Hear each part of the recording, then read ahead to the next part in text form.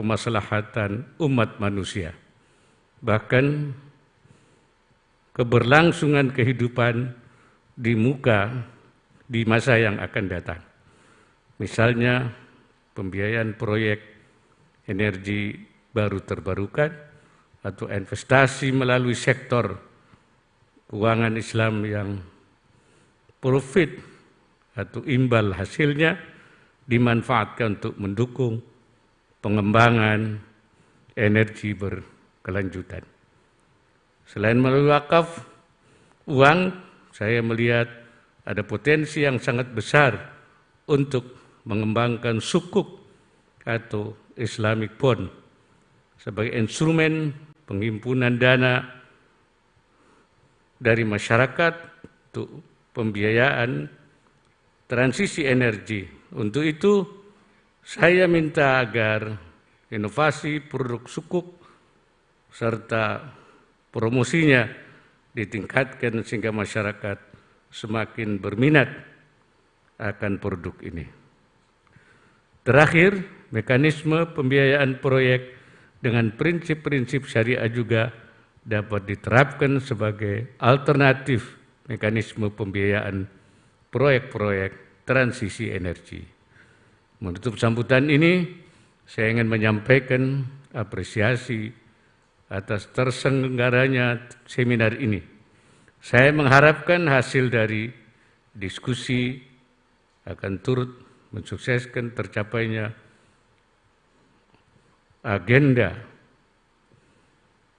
kepemimpinan Indonesia di G20 dan mendukung implementasi kebijakan transisi energi Indonesia sebagai sebuah kontribusi bagi keberlangsungan kehidupan umat manusia di seluruh dunia. Semoga Allah Subhanahu wa Ta'ala senantiasa memberikan inayahnya dan meridai segala ikhtiar yang kita lakukan. Terima kasih. Wallahul muwaffiq ila aqwamit thoriq. Assalamualaikum warahmatullahi wabarakatuh. Dimohon berkenan kepada Wakil Presiden Republik Indonesia untuk tetap berada di atas panggung dan sekaligus kami undang Menteri Keuangan Ibu Sri Mulyani, Menteri Energi dan Sumber Daya Mineral Bapak Arifin Tasrif berkenan ke atas panggung, dan juga Bapak Yudo D. Priyadi, Mr. Andrew Hudson, Mrs. Anna Skarbek, Mr. Peter Wooders, Ibu Mukti Handayani Suyahmun, Mr. Fabi Tumiwa, dan juga kami undang ke atas panggung Miss Rebecca Mikula-Roy.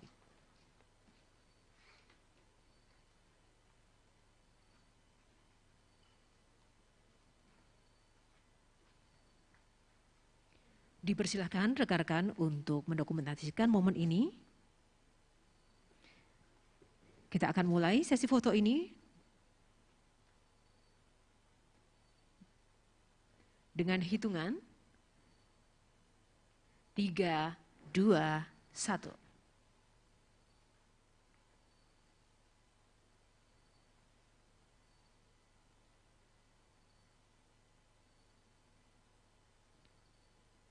Baik, sesi foto selesai. Demikianlah acara keynote speech Wakil Presiden Republik Indonesia pada acara G20 Seminar Series Syariah and Green Finance for Energy Transition Financing Solution telah selesai.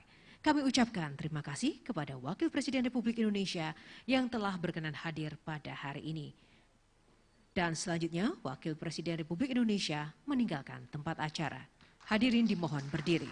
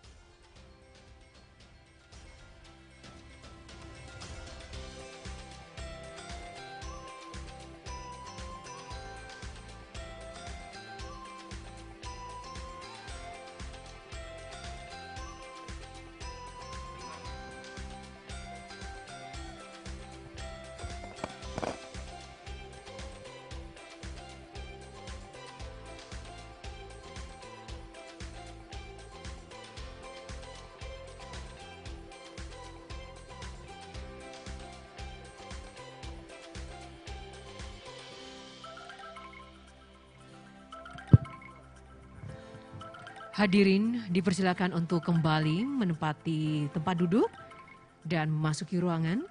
Kita akan kembali menyambut kedatangan dari Menteri Keuangan Republik Indonesia, Ibu Sri Mulyani Indrawati. Boleh saya minta tepuk tangan yang paling meriah untuk Ibu Sri Mulyani? Baik, biar lebih semangat pada siang hari ini. Selamat datang kembali Ibu Sri Mulyani di tengah-tengah kami. Welcome back, Ibu Sri Mulyani.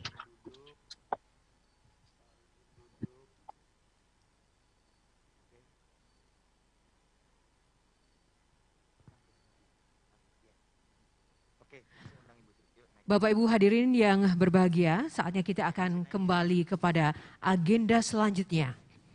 Ladies and gentlemen, please welcome the Minister of Finance of the Republic of Indonesia, Mrs. Sri Mulyani Indrawati.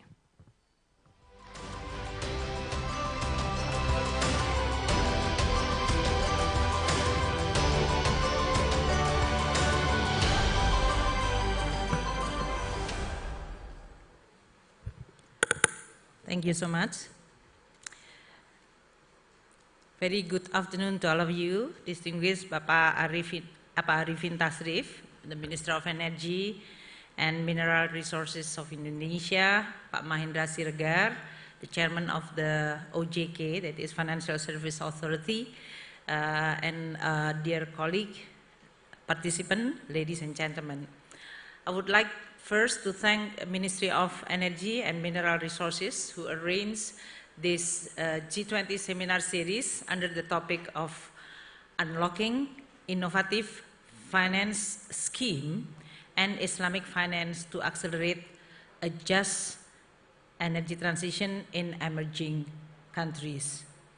Energy transition is one of the most important issues globally and also in Indonesia. As the G20 presidency mentioned earlier by Bapak Vice President as well as Pak Arifin, the topic is one of the most important priority both in the G20 Leaders Summit next November as well as in the finance track. The objective is to create global framework in implementing energy transition policy in a just and affordable way. We just actually held the third Finance Minister and Central Bank Governor meeting in Bali last July 15 and 16, 2022. We are hosting the G20 Finance and Central Bank Governor meeting in a very challenging as well as difficult time as the geopolitical situation is escalating. We have successfully managed the event through the support of all the G20 members, as well as the international organizations, as well as the invitees, and as a response to the issue, including one of the most important is climate change. Indonesia has launched during those meetings Energy Mechanism Transition, or ETM, Energy Transition Mechanism. I would like to use this opportunity to deliver an insight to you all regarding the innovative government budgeting strategy for energy transition, which Pak Menteri has already mentioned earlier.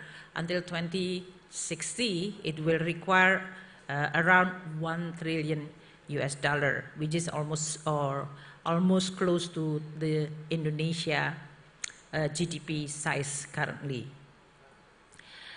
If you talk about the climate change, Indonesia is one of the countries which is also vulnerable to climate change impact. From 2010 to 2018, the trend of Indonesia national greenhouse gas emission has increased 4.3% annually. From 1981 to 2018, Indonesia has experiencing a rising temperature of 0.03% centigrade annually. And that have the consequence of increasing sea level of 0.8 to 1.2 centimeter per year. This has a very serious implication for the population, because 65% of Indonesia population live in coastal area. If all this trend continues, Indonesia certainly will lose in terms of the economic GDP due to this climate change, which is reaching 0.6 to 3.45% of GDP by 2030 because of the climate change. So climate change poses a very serious and real threat for our people as well as to our economy.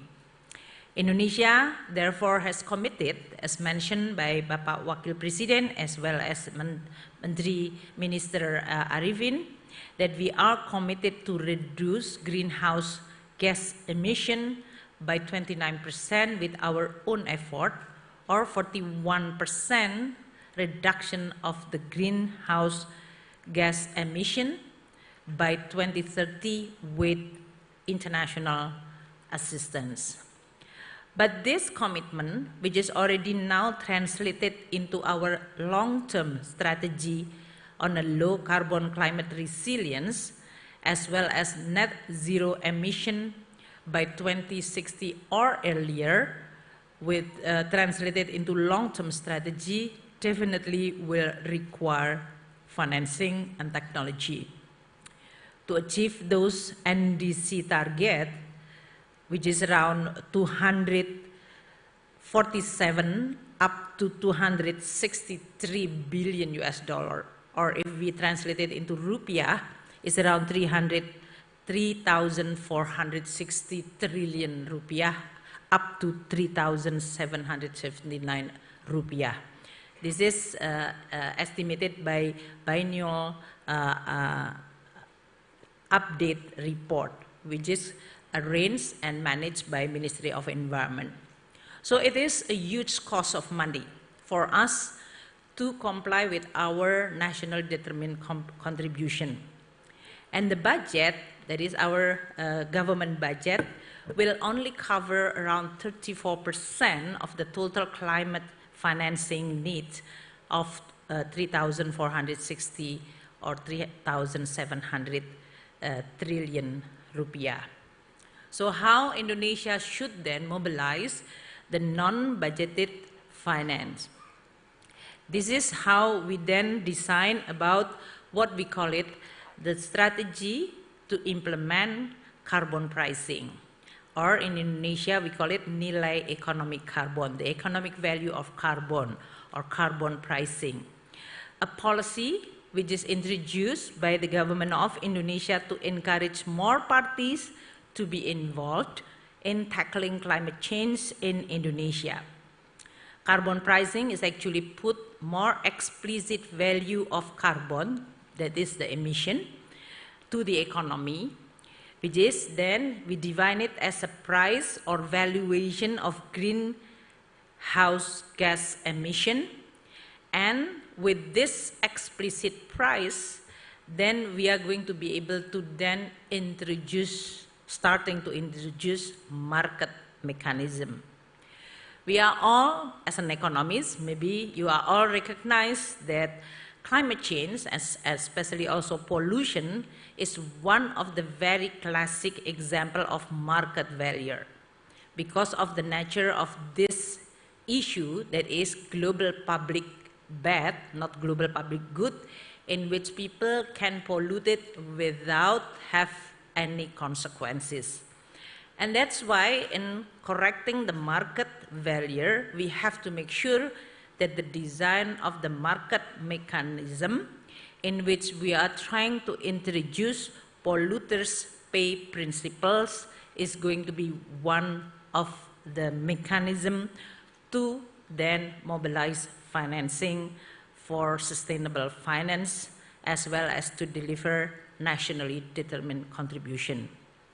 In October 2021, last year, President Jokowi has stipulated Presidential Regulation number 98/2021, which contained the implementation of carbon pricing to achieve nationally determined contribution target, and also as an instrument to control greenhouse gas emission within the Indonesia development context. The carbon value or carbon pricing instrument regulated in this presidential regulation or peraturan presiden include first, carbon trading, which is explicitly introducing market-based mechanism. Second, we also introduce result-based payment, the payment which is based on the result which is delivered with the implicit value of the carbon price or carbon value. The third is introducing levies on carbon, and the fourth is also introducing other mechanism stipulated by the Ministers of Environment and Forestry. So from the regulatory point of view, we are not only just developing the concept of carbon price or carbon value, but we also starting to introduce this market mechanism as well as other mechanism which is implicit or explicitly using the carbon value as the measurement. So where the carbon tax and carbon market roadmap is going to lead us. The regulations have been produced through the Presidential Regulation number 98 of 2021 regarding the carbon value or nilai ekonomi karbon by Ministry of Environment. It is actually designed as well as developed jointly with the Coordinating Ministry of Economic Affairs as well as Investment, as well as Ministry of Finance, Ministry of Energy and Natural Resources, and other related ministries as well as agency, in order for us to be able to then start not only introducing and making sure that this market mechanism can be developed in a robust and credible way.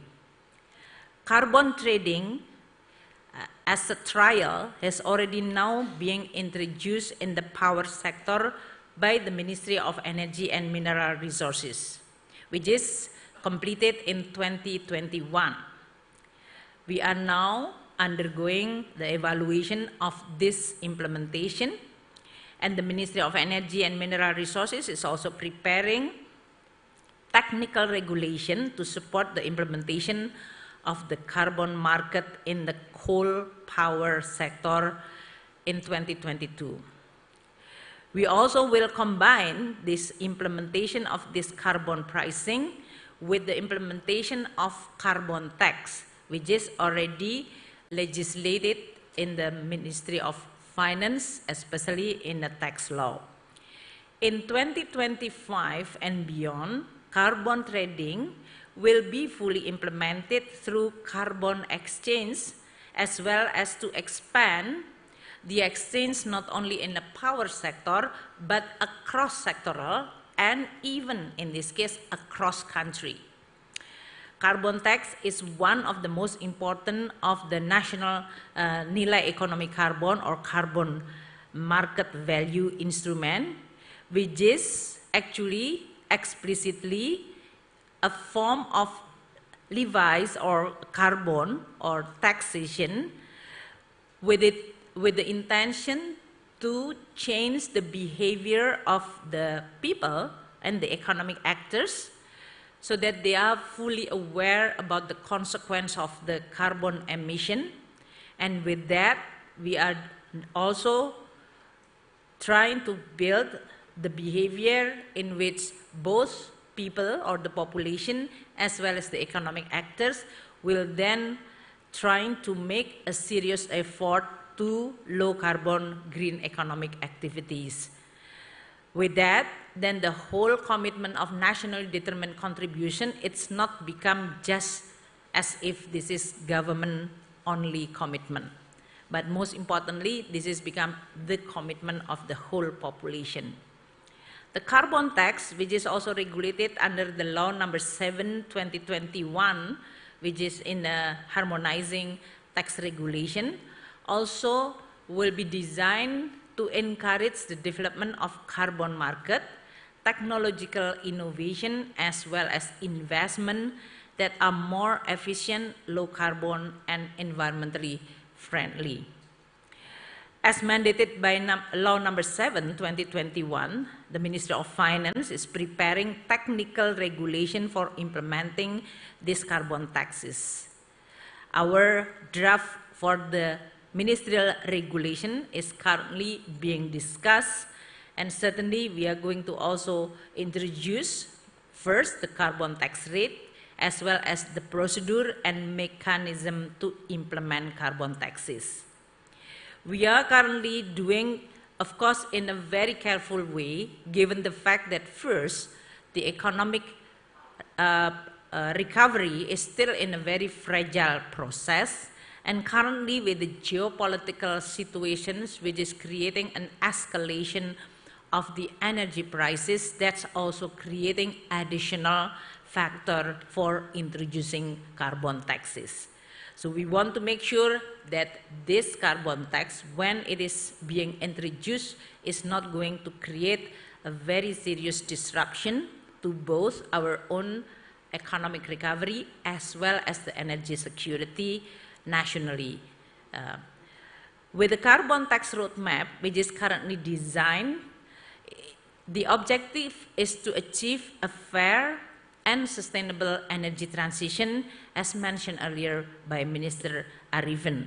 And this is certainly will be built in our carbon map roadmap.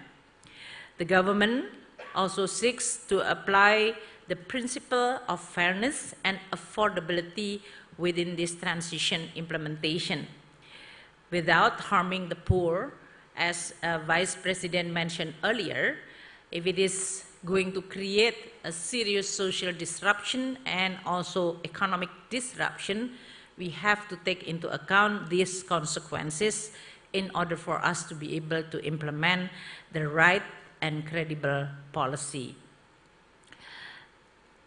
This means that when we introduce the polluter pay principle, it should also, in this case, taking into consideration both the economic, financial, and social aspect. The tariff that is going to be imposed also designed to remain affordable for the benefit of wider community. In this regard, the carbon market as well as the NDC achievement and also how we are going to implement the right policy is going to continue being discussed as well as designed so that we are going to be able to introduce in the right timing and the right mechanism. Indonesia currently, from the financial sources point of view again, also working closely with international financial institutions like ADB, Asian Development Bank, which is designing the effective implementation of the energy transition mechanism with broader domestic stakeholder participant. ADB and Indonesia now initiated a task force, dedicated task force, which is going to unify list of coal-fired power plants which is suitable for the criteria of early retirement. We also agreed to define a key set of goals as well as milestones to achieve this goal, and also with the participation of wider stakeholders. This is going to be one of the showcase that we intend to show during the G20 leaders meeting as well as COP27 in Egypt. The Energy Transition Mechanism country platform, which is being introduced 2 weeks ago during the Finance Minister and Central Bank Governor meeting, serve as a framework to provide the necessary financing for acceleration the national energy transition, and also as a platform to mobilize both commercial as well as non-commercial funding sources in a sustainable manner. This platform, the Indonesia country platform, and the related transaction will be derived from a broader policy framework regarding just energy transition to achieve our NDC and net zero emission. This platform, the Indonesia Country Platform, also welcomes all participants, whether this is in the form of financial institution, investors, including international financial institutions like World Bank, ADB, as well as also other regional investment and multilateral development institution. We also invited our own Indonesia Investment Authority, together with also Glasgow Financial Alliance for Net Zero, or GFANZ. This is in order for us to make sure that private sector, especially financial institutions, will be able to deliver their credible commitment for climate change financing. This is one of the very important topics that is being discussed within G20 finance track with the two co-chairs, that is United States and China, when we're discussing sustainable financing. The Energy Transition Mechanism Country Platform should also be customized and adapted to our local context and country needs, as well as specialties and priority, and of course, need to be supported by the legislation to ensure its effectiveness. That is why, even though this platform is actually inviting voluntary nature in terms of the participation, but the effectiveness and the credibility need to be continued strengthened. If it is not, then we are not going to be able to mobilize financing, especially for the climate change commitment, which is very, very expensive. We also want to make sure that the design of this energy transition country platform will be also affordable, both measuring in terms of the ability to pay by the people and the economic actors, as well as from government-owned budget point of view. The structure of the ETM country platform will also include the steering committee, which consists of various ministries, as well as secretariat of the steering committee, as well as the fund manager.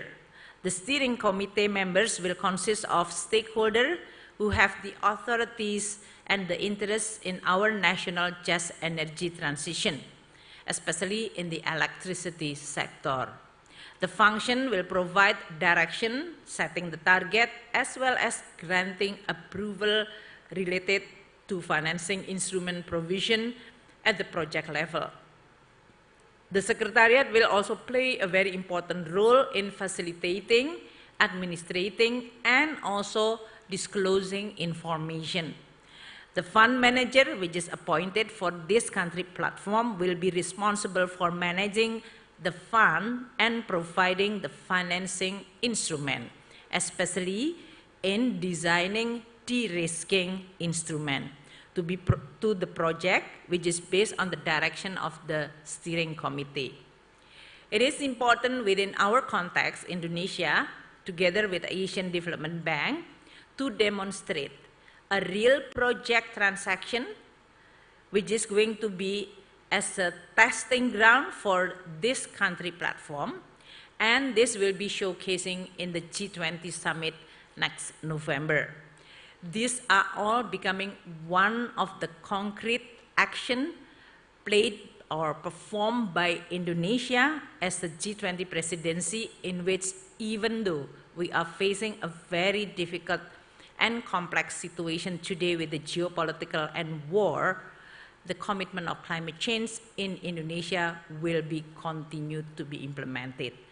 It's not easy, it's very complex, but it doesn't provide a reason for us to give up. The Indonesia Energy Transition Mechanism country platform should be one of the showcase which is going to be playing an important concrete example or walking the talk by us in order for us to be able to mobilize a credible commitment. So if we talk about the ETM, what is the fiscal role within this context? In the past 6 years, the average climate change budget for our own budget is 83.6 trillion average per year, or 3.66% of the budget. It's not big, but the role is actually to become a catalytic rather than actually substituting the most important source of financing, which is supposed to be coming from industries as well as private sector financial institution. So I'm glad that Mahendra is going to speak later on, because the industry and regulator on the financial sector is going to play a very, very important role in providing sustainable financing for the commitment of climate change avoidance. Indonesia Ministry of Finance will also continue innovate our instrument, regulation, and policy. One of our innovation is establishing what we call it the Sustainable Development Goal Indonesia 1, or the SDG Indonesia 1, which is managed by PTSMI.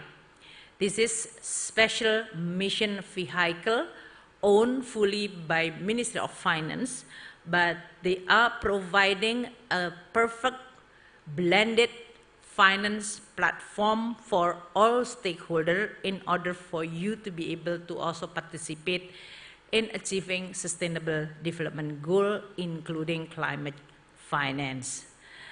This SDG Indonesia 1 is become a financing channel and funding of projects that are aligned and closely related to the sustainable development goal, including climate finance by 2030, especially in project which is related to the development of infrastructure financing, and will also providing a financing or funding which is synergized by inviting more and more wider stakeholders, including in this case domestic as well as international institutions.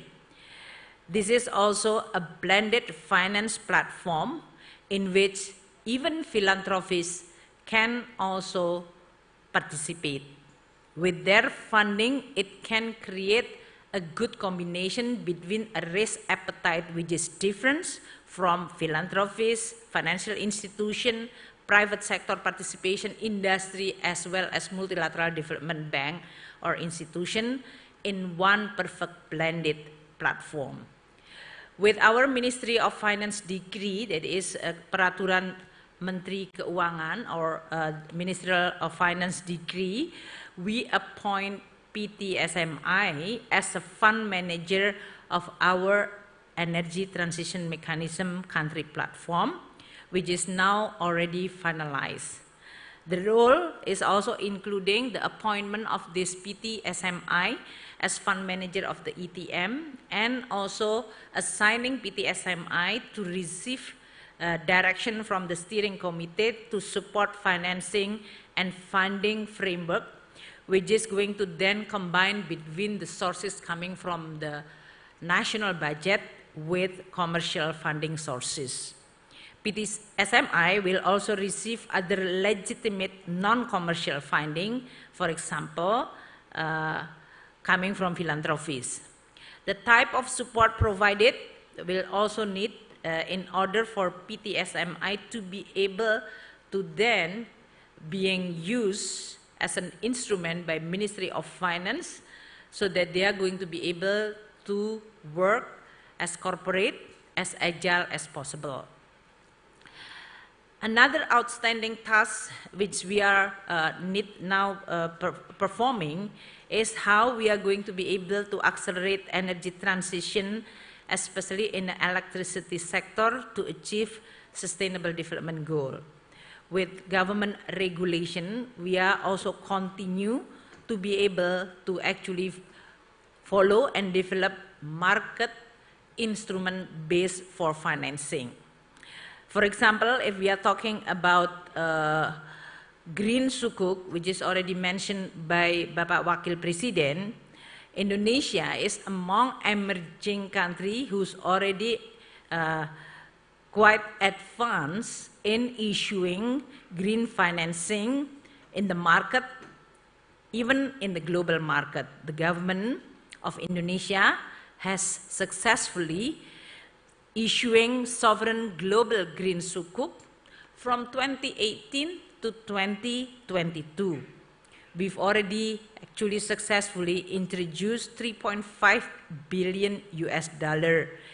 And even now we introducing a retail green sukuk beginning in 2019 to 2020 with a total amount of 490 million US dollar. This is not only about the size, but also the most important is actually providing diversified instrument for the investor, both retail domestically as well as globally. The green sukuk issuance, which is starting in 2018, has received 14 international awards, including from the IFR Asia, Islamic Finance News, Finance Asia, Euromoney, and AAA, as well as Climate Bond Initiative. The government of Indonesia also earned an excellent reputation internationally as the first country to issue sovereign green sukuk and sovereign retail green sukuk in the world. I'm fully aware now that many of my colleague finance ministers, especially from developing country and emerging country, they are now considering very, very seriously in issuing these green bonds or green sukuk bond.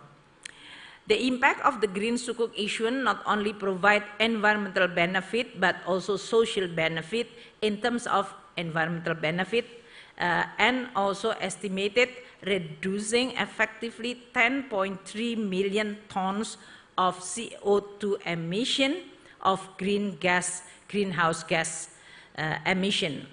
The issuance of the green sukuk is allocated to 5 eligible green sectors, including renewable energy, energy efficiency, improving climate resilience for vulnerable and sustainable transportation, as well as waste management. In terms of the social benefit with this green sukuk, we are also estimate to meet a clean water supply at the amount of 275.5 meter cubic and useful for more than 2 million households which is enjoying this proceed. So this is one of another effort by the Ministry of Finance in order for us to be able to continue diversify our instrument, financing instrument, and also to create an effective bridge between pool of fund which is managed by international financial institution, including private sector, with the green project. I hope today's event will provide insight for both government as well as non-government to support energy transition agenda, which is critically important, not only for Indonesia, but also globally. Through this seminar, I also hope that financing mechanism as well as financing strategy can be explored and discussed in order to create a comprehensive package of policy related to how country can deliver their commitment to the climate change, especially in the energy sector. Climate change is definitely a global threat. We cannot wait and we cannot just sit idle, because soon or later it is not about whether, but it is only about when this catastrophic implication of climate change is going to affect and negatively creating a threat to all population. Therefore, in the spirit of collaboration and cooperation, we need to continue promote this kind of discussion and also collaborative effort. I really appreciate the Ministry of Energy and Mineral Resources through the discussion as well as designing with the Ministry of Finance how Indonesia can design the right energy transition mechanism, which is going to be continued to be improved. Energy Transition Working Group, which is under the Ministry of Energy, will also importantly working closely with other stakeholders, including today the G20, as well as the Islamic Development Bank and other players.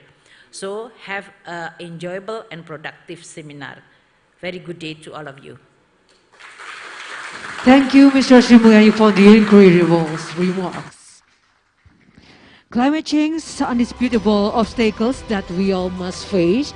As Mrs. Mulyani just stated earlier, too many impacts that climate change has caused from our environment, health, and also the global economics. Research and planning are our best option to overcome these negative impacts, especially to the carbon regulations that we need to introduce, such as carbon tax to carbon market.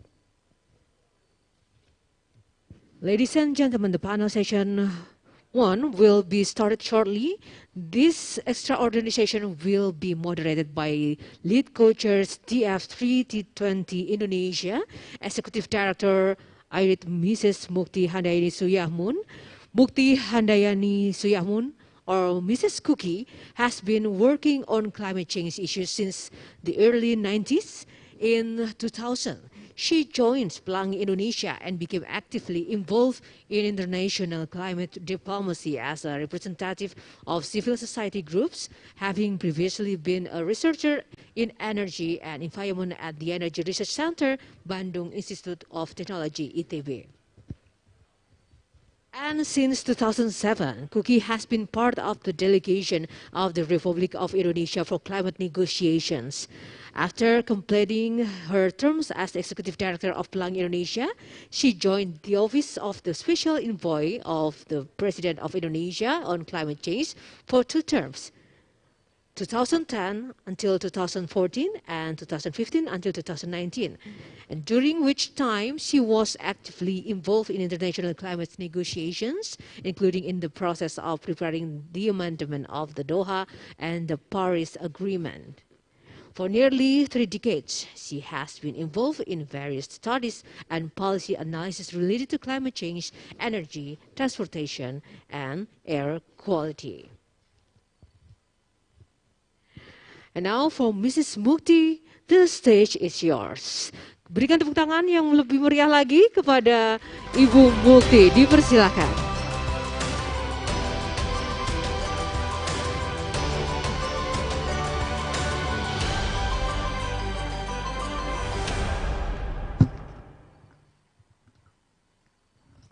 All right. Thank you so much. And good afternoon, everyone. I know that we are running a bit late, or quite late, I should say. But definitely we will have 3 interesting panels. So let's start with the first one. And the first panel, I need to check the title of the first panel because it's a long one. So the first panel is on, so it's on optimizing the role of innovative domestic public finance, including Islamic-based financing, in leveraging energy transition finance in emerging economies.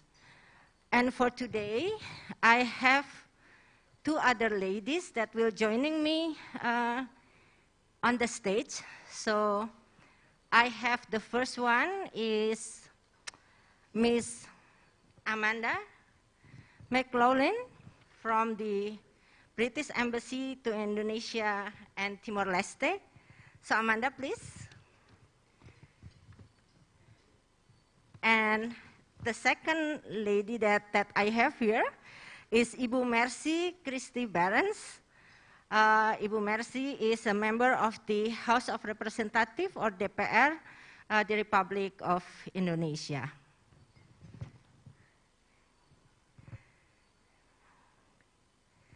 So please, Ibu.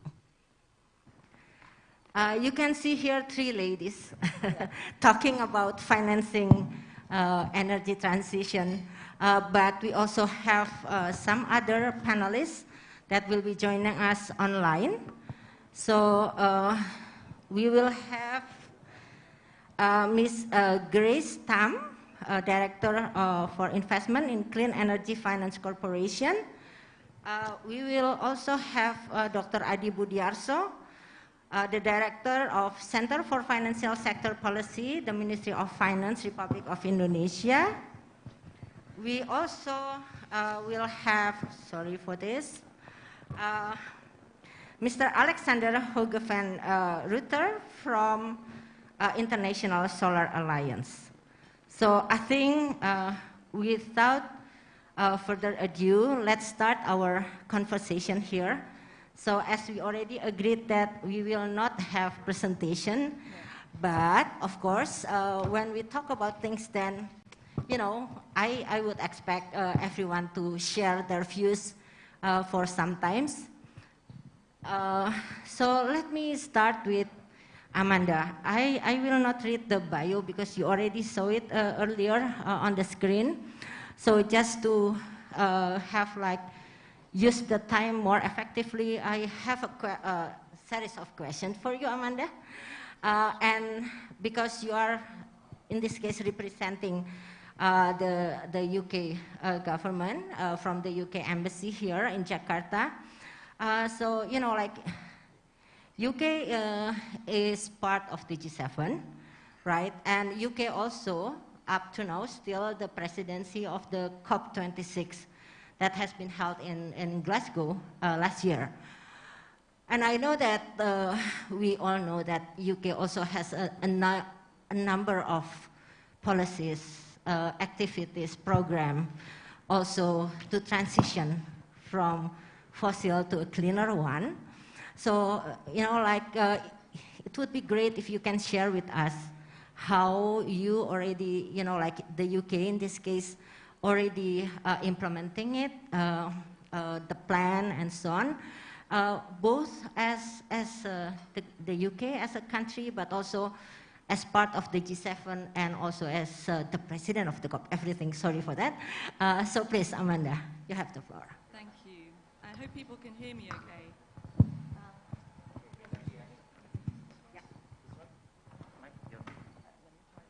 Is this better? Yes. Great. Well, thank you, first of all, so much for inviting me to be here today at this important seminar. It's a real pleasure to represent the UK government at this event, so thank you. With regard to your questions, I'll talk a little bit first about the UK and what we have done at home, our domestic policies with regards to energy transition, and then, as you asked, Kuki, a little bit about our role within the COP presidency and also the G20 and the G7. Like any country, in the UK, we've got to get that balance right to ensure that energy is affordable, secure, but also supporting our transition to net zero. And we think that that is a huge and complex task, one that needs collaboration between government, business, research and development institutions, our international partners, and of course, the British public. With regard to your question, the role of government within this mix, the public sector, we think is to send clear signals, long-term signals on the overall direction of travel on energy transition, and create a framework to deliver this, monitoring the direction, and stepping in where things go off track, or where we want to support the deployment of important new technologies. A few things that we've done at the government level over the last 20 years on energy transition in the UK. We were one of the first countries to set a legally binding national net zero emissions target for 2050.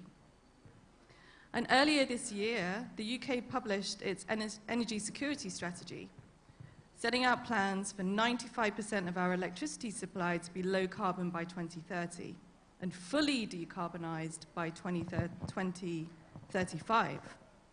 We're going to end the use of coal for generating power by 2024, and our gas consumption will decline by 40% by 2030. We've also set out really ambitious plans for rapid deployment of renewables as the basis for that energy transition. The heart of this is offshore wind, We already have 11 gigawatts in operation and plans to reach up to 50 gigawatts by the end of this decade, which, as well as providing clean, affordable electricity and increasing energy security, is also creating thousands and thousands of green jobs. A couple of other things that we've done at the government level. We set up an green investment bank to de-risk and to crowd in private investment. And we established the Energy Act in 2013, which legislated market incentives for renewable energy development. So in all of these different ways, the government has created signals and created incentives to open the door for that private investment in renewables. And what we're seeing in the UK is that most of the development in renewables is privately financed, so they're following those signals and responding to those, the framework that the government has set to open the door for that private investment. Moving to our role as COP president, we continue to be COP president until mid-November when we hand over to Egypt. We see this year as a really, really huge opportunity with the great constellation that we have between the UK as COP president, putting energy transition at the heart of the COP26 presidency, Germany as G7 presidents and making that the greenest G7 that we've ever seen and really following through on that green ambition. And finally, Indonesia, of course, as G20 presidents and putting energy transition as one of the top 3 deliverables for the G20 Leaders Summit in November. We think having these 3 presidencies coming together this year with energy transition at the heart of all of our agendas is a massive opportunity. And the way that the UK is really focusing in is on something that we're calling the JETPs, the Just Energy Transition Partnerships, the first of which was announced in South Africa, in Glasgow at COP26, where around $8.5 billion of international investment was announced to support the restructuring of Eskom into renewables away from coal. But we wanted to follow that great example, follow the model that was established in South Africa with other JETPs around the world. And the 4 countries that we're really focused on as the G7 are India, South Africa, Vietnam, and then, of course, very importantly, Indonesia. And I think we've been really, really encouraged and excited by some of the developments on the JETP initiative for Indonesia over the last couple of months. We think the seed was maybe planted at Glasgow last year in November, where there were some really ambitious statements made by the Indonesian delegation on the possibility of early phase out of coal, conditional on international assistance and technological support, of course. But those statements have now been followed up with a lot of action, and I think it was really impressive to see the presentation by Sri Mulyani just now about the energy transition mechanism country platform, which is exactly, I think, what is needed in Indonesia to follow through on some of this political ambition around the early phase out of coal and the scale up of renewables. The UK is wanting to come in to support this ambition. We're right there, we're right behind Indonesia. We are looking actively at ways that we can bring our own private sector investment from the UK, mobilize the City of London, mobilize innovative sources of finance, but also bring our own public finance to bear to support Indonesia's ambition on energy transition through the Just Energy Transition Partnership. So we really look forward to continuing this dialogue, and we're hoping for a big moment at the G20 Leaders Summit in November. Thank you. Thank you so much, Amanda. And I think indeed, like follow up for what we already pledged and what we already promised, and it's important. And I think now I just move to our colleagues that are online. I would like to ask Pak Adi. Pak Adi, earlier we heard from the Minister of Finance about the whole energy transition mechanism, but I know that the Indonesian government, especially the Ministry of Finance, also has, this, and also under the G20, we have this sustainable finance, right? So maybe you can also share with us here how, the Ministry of Finance see the whole issue of sustainable financing, especially to support our actions in addressing climate change, but also in what we are talking here about the energy transition. And especially now as a country, part of course, the global community that we are still, recovering from the pandemic. And also we have another challenges now with all the geopolitics. So Pak Adi, if you can share with us, maybe for 7 minutes? Sorry, because we have like some pressing of time. Thank you, Pak Adi, please. Thank you, Ibu Buki. Thanks, the colleague here, the distinguished speakers. I think it's really glad to speak after the Minister of Finance, and as you're already aware, she already elaborated thoroughly about the Indonesia initiatives. I would like to emphasize some of it, Ibu Buki. First of all, on the commitment on NDC, government still continue maintain the contribution to support the scenario 2030, where the 29% of the own efforts and also 41% with international support.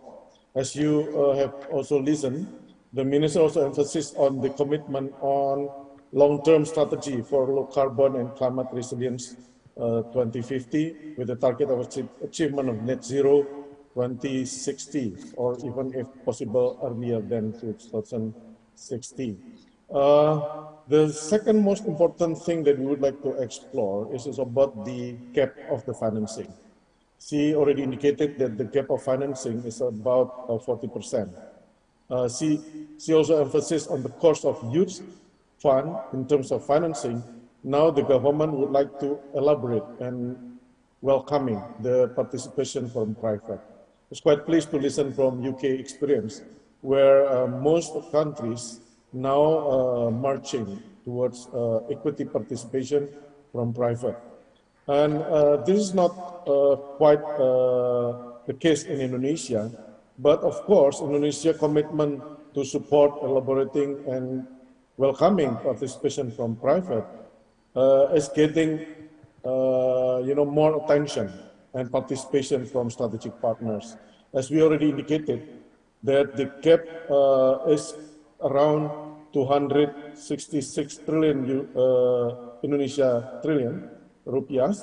So that's already put in the second biennial update report. But for sure, Indonesia commitment for our budget every single year is also quite increasing. Now we're also dispatching it into the participation from the local government as well. The third point that I would like to also emphasize is on you already indicated, Ibu Buki, about the ETM scheme. So the ETM scheme also signifying the multilateral approach for mobilizing commitment from key strategic partner. So what we are currently trying to explore is actually, in addition to the indication of the carbon tax and also carbon trading mechanism that's already been elaborated in the previous reform in the law. So we would like to also welcoming the law in expanding the capital market, is also participation of sustainable financing through multiple channels. As probably we also listened from OJK colleague that we already distributing what's so-called the taxonomy. My office, especially in the financial sector, we speak collaboratively with the industry to at least making sure that not only in terms of the reporting, in terms of the roadmap, but also in terms of how we kindly support the ecosystem for green financing and supporting early termination of, coal-based electricity support, something like that. So that's already been discussed among key stakeholders, and we believe that this is the key true points that we would like to also make in this seminar. And the second is on how to concrete plans that can be, accelerated through multiple channels. What I mean by multiple channels is actually to the people. Yeah. As you may already aware, we also have multiple agencies in addition to PTSMI that the minister already indicated as part of the implementing partners in mobilizing multi-funds from key stakeholders. We also have a BPDLH, we call it the Environment BLU. So I think this is a key initiative that comprising many strategies to support not only result-based payment, but also tapping into GCF and also with other key partners in committing to support the sustainable financing. One last my point, I would like to emphasize also in the collaboration in Indonesia G20 through Global Partnership Financial Inclusion, Ibu Puki. As already indicated in the title, Ministry of Finance will have another big seminar in October. But before that, we have IFC, which is Islamic conference that we will put as part of the sustainable finance and also GPFI side event initiative in August. So the Minister of Finance would like to keen to elaborate the discussion on how the small medium enterprise also will pay much attention, not only the digitalization, but also to address the issue of risk with regard to the climate change. And we try to also mobilizing or discussing one among other aspects in how to at least channeling small medium enterprise through green fintech, through capital market initiatives that supporting green initiatives. I think that's what we can emphasize. Currently, the deepening also the technical details in what the minister and I already elaborated. We still work closely with all of three strategic partners, and we do believe with the strong collaboration with LPI, the Investment Management Agency, BPDLH, the PTSMI, and also with all of us here, I do believe that we can achieve more, even better contribution to accelerate the commitment to have a net zero commitment as well as a sustainable financing put in place. Thank you so much, Ibu Puki. Thank you so much, Pak Adi, for your explanation and also sharing with us, like what is it that the government of Indonesia, especially the Ministry of Finance, is currently working on to address not only, I think, if you are talking about climate change, then it's not only about the source, which we are talking here about the energy transition, but as I understand it from your, statement earlier, we also try to look at on the other side, which is the impact of the climate change, so the risk and everything. So thank you so much, Pak Adi. And now I would like to move to Ms. Grace Tam, who is the Director of Investment from Clean Energy Finance Corporation. As we heard earlier, Ms. Tam from Pak Adi, that this is what Indonesia is looking for, like collaboration and support from multi-sources.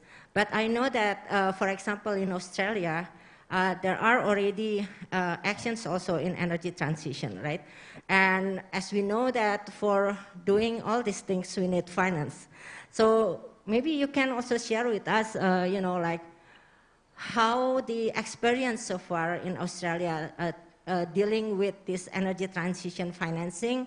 And I've also heard from a number of friends of mine that Australia has this green investment bank, if I'm not mistaken. So if you can also share that with us, since we have here colleagues from different agencies, so maybe we can also learn from you. So please, you have the floor. Thank you very much. So I might flip your questions around and answer the second question first. So I work at the Australian Government's Green Bank, which is called the Clean Energy Finance Corporation. We were established 10 years ago now in 2012, and we were given $10 billion to make investment, and our purpose is to help Australia transition to a low carbon economy by making investments, so through finance. We don't offer grants, so all our investments have require a return, and also we would like our money back rather than just offering grants and giving it away. And the way we look at things is that we make sure that we crowd in private capital.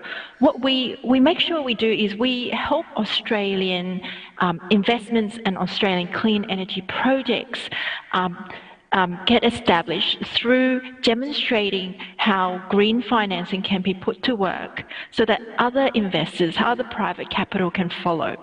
And what we've seen is that through our investment, we have helped other banks or other investors step into our shoes so that we no longer need to make that investment anymore. As an example, very early on, we helped a lot of property developers establish green framework for their buildings, for the new developments. And through working with them and helping them set up those processes, then we then support them to come to the market with a green bond, cornerstone that green bond so that they've got that certainty to come to market and that credibility with our name, and the fact that we help them with the framework, and of course they go through all the second party opinion, best practice, and they've seen really good results from doing those investments. And as a result, then their competitors want to do the same thing, and before you know it, actually we're seeing the property sector becoming very green to date, and they're leading the transition to net zero carbon by 2050. In fact, a lot of them have brought forward that date, and they're focusing on Scope 3 emissions. So in Australia, as the Green Bank, and I understand we're the world's largest green bank, what we're trying to do is try and understand the needs of a sector first. Whereas other financiers, they're under a different type of corporate requirements. They have to make profit, they have to look for deals, so they tend to grasp deals that are already ready-made, and so that they can make an investment.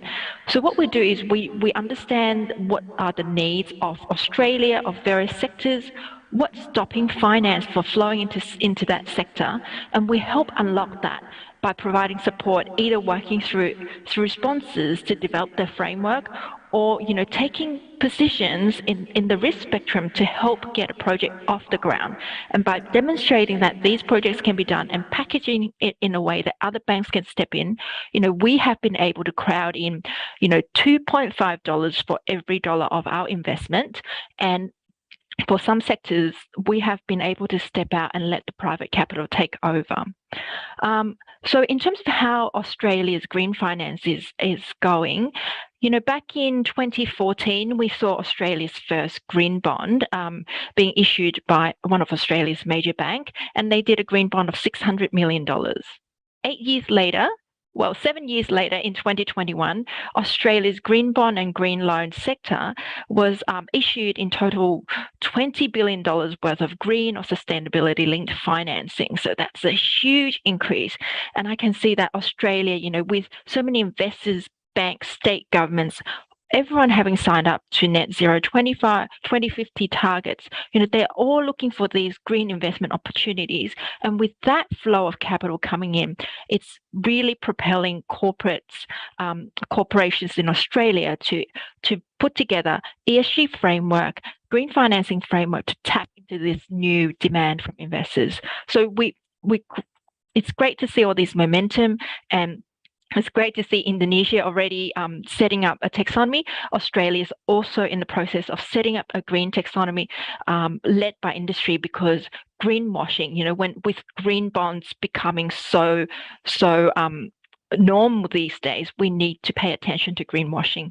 So, for us in the Green Bank, we really focus on making sure we make investments that are ambitious and credible, and we help support the development of the Australian sustainable finance ecosystem. Thank you.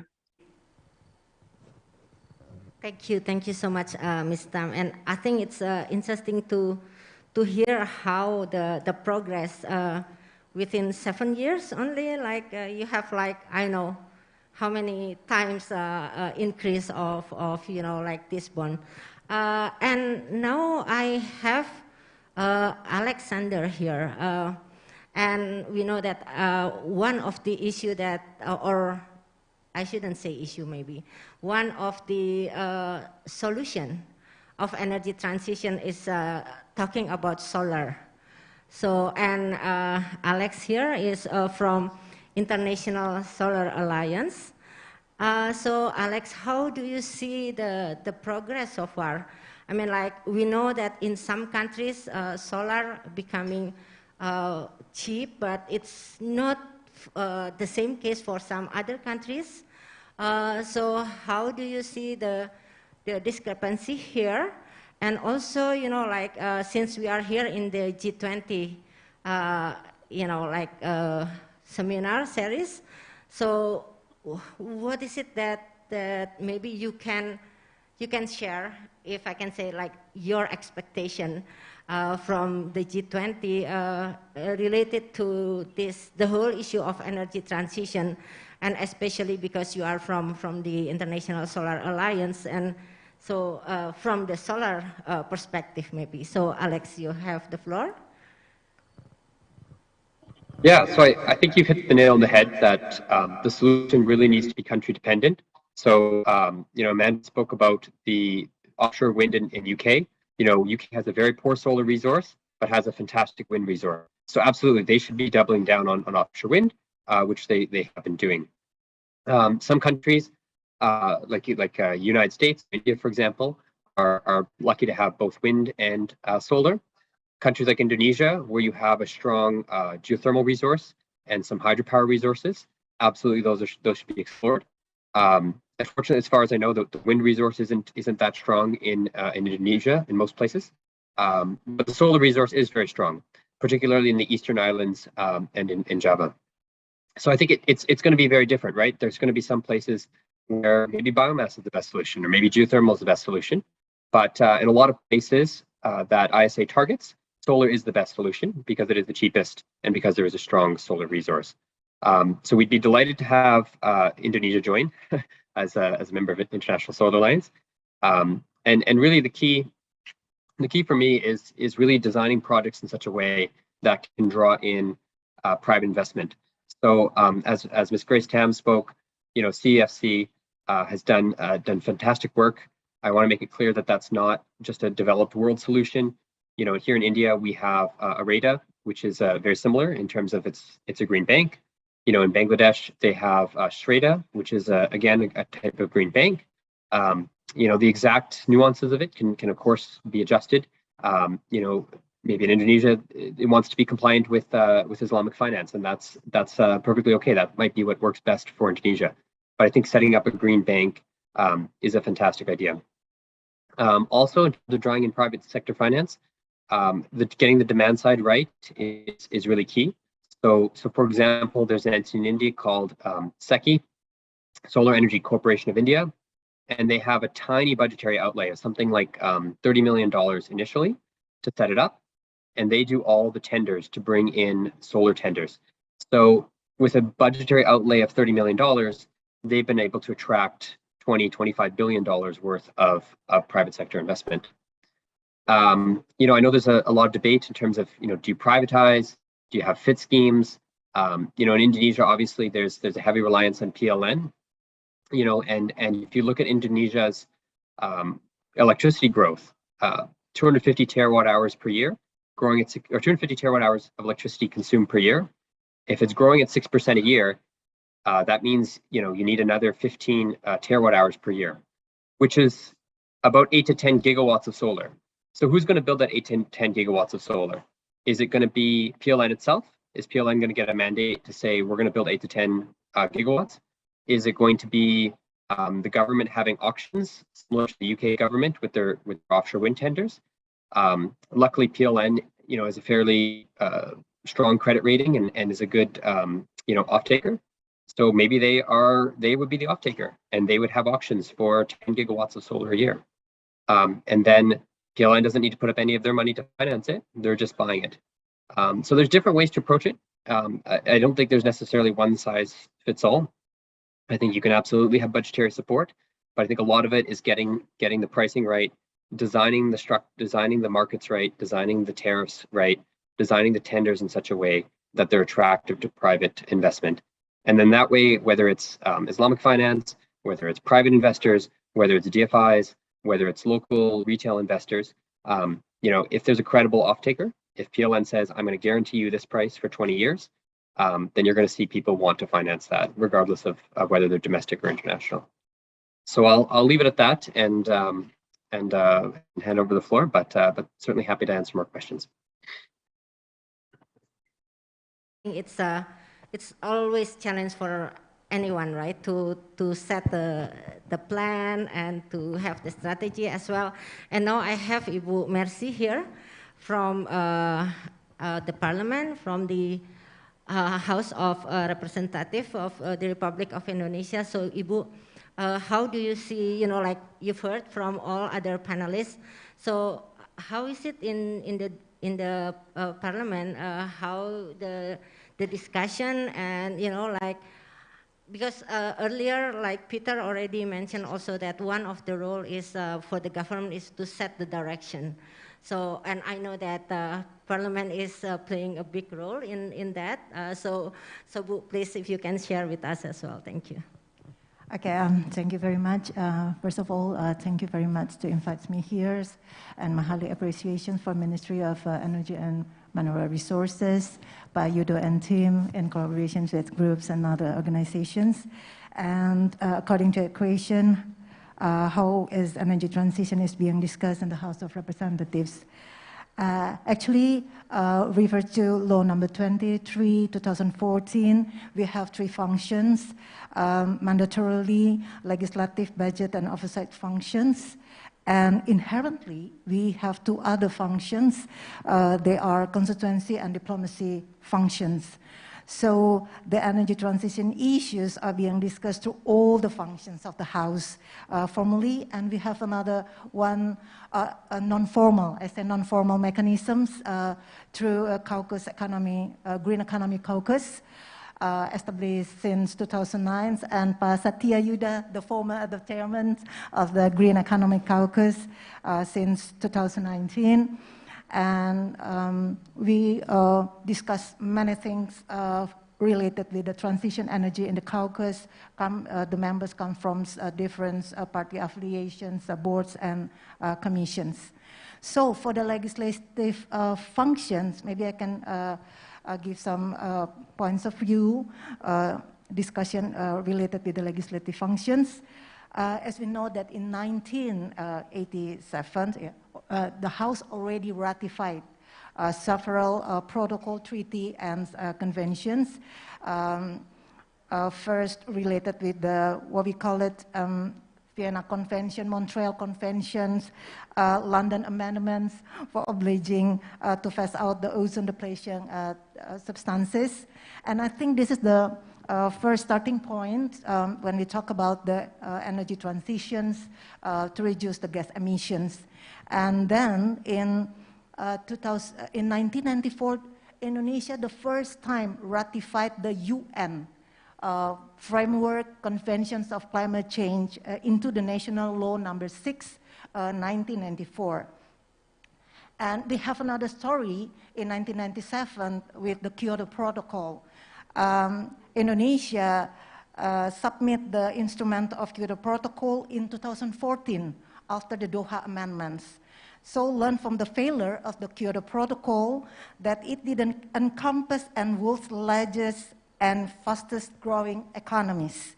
It excluded developing countries and the biggest player like China from binding targets. All of them were put into the non-parties Annex 1, and in the time, US failed to sign up as well. So in the 2016, we already ratified the Paris Agreement, and this, the important point is all the parties signed the agreements are binding to the Paris Agreements. So what about our legislative process related with the energy mix? Together in Commission 7, together with the Ministry of Energy and Mineral Resources, PLN and Pertamina, what we call it, state-owned enterprises for electricity and oil and gas company. We already started all the directions refer to the NDC targets in 2030, 29% unconditionally and 41% unconditionally. So we have half of the targets in 2025 that we have to achieve 23% renewable energy in national energy mix.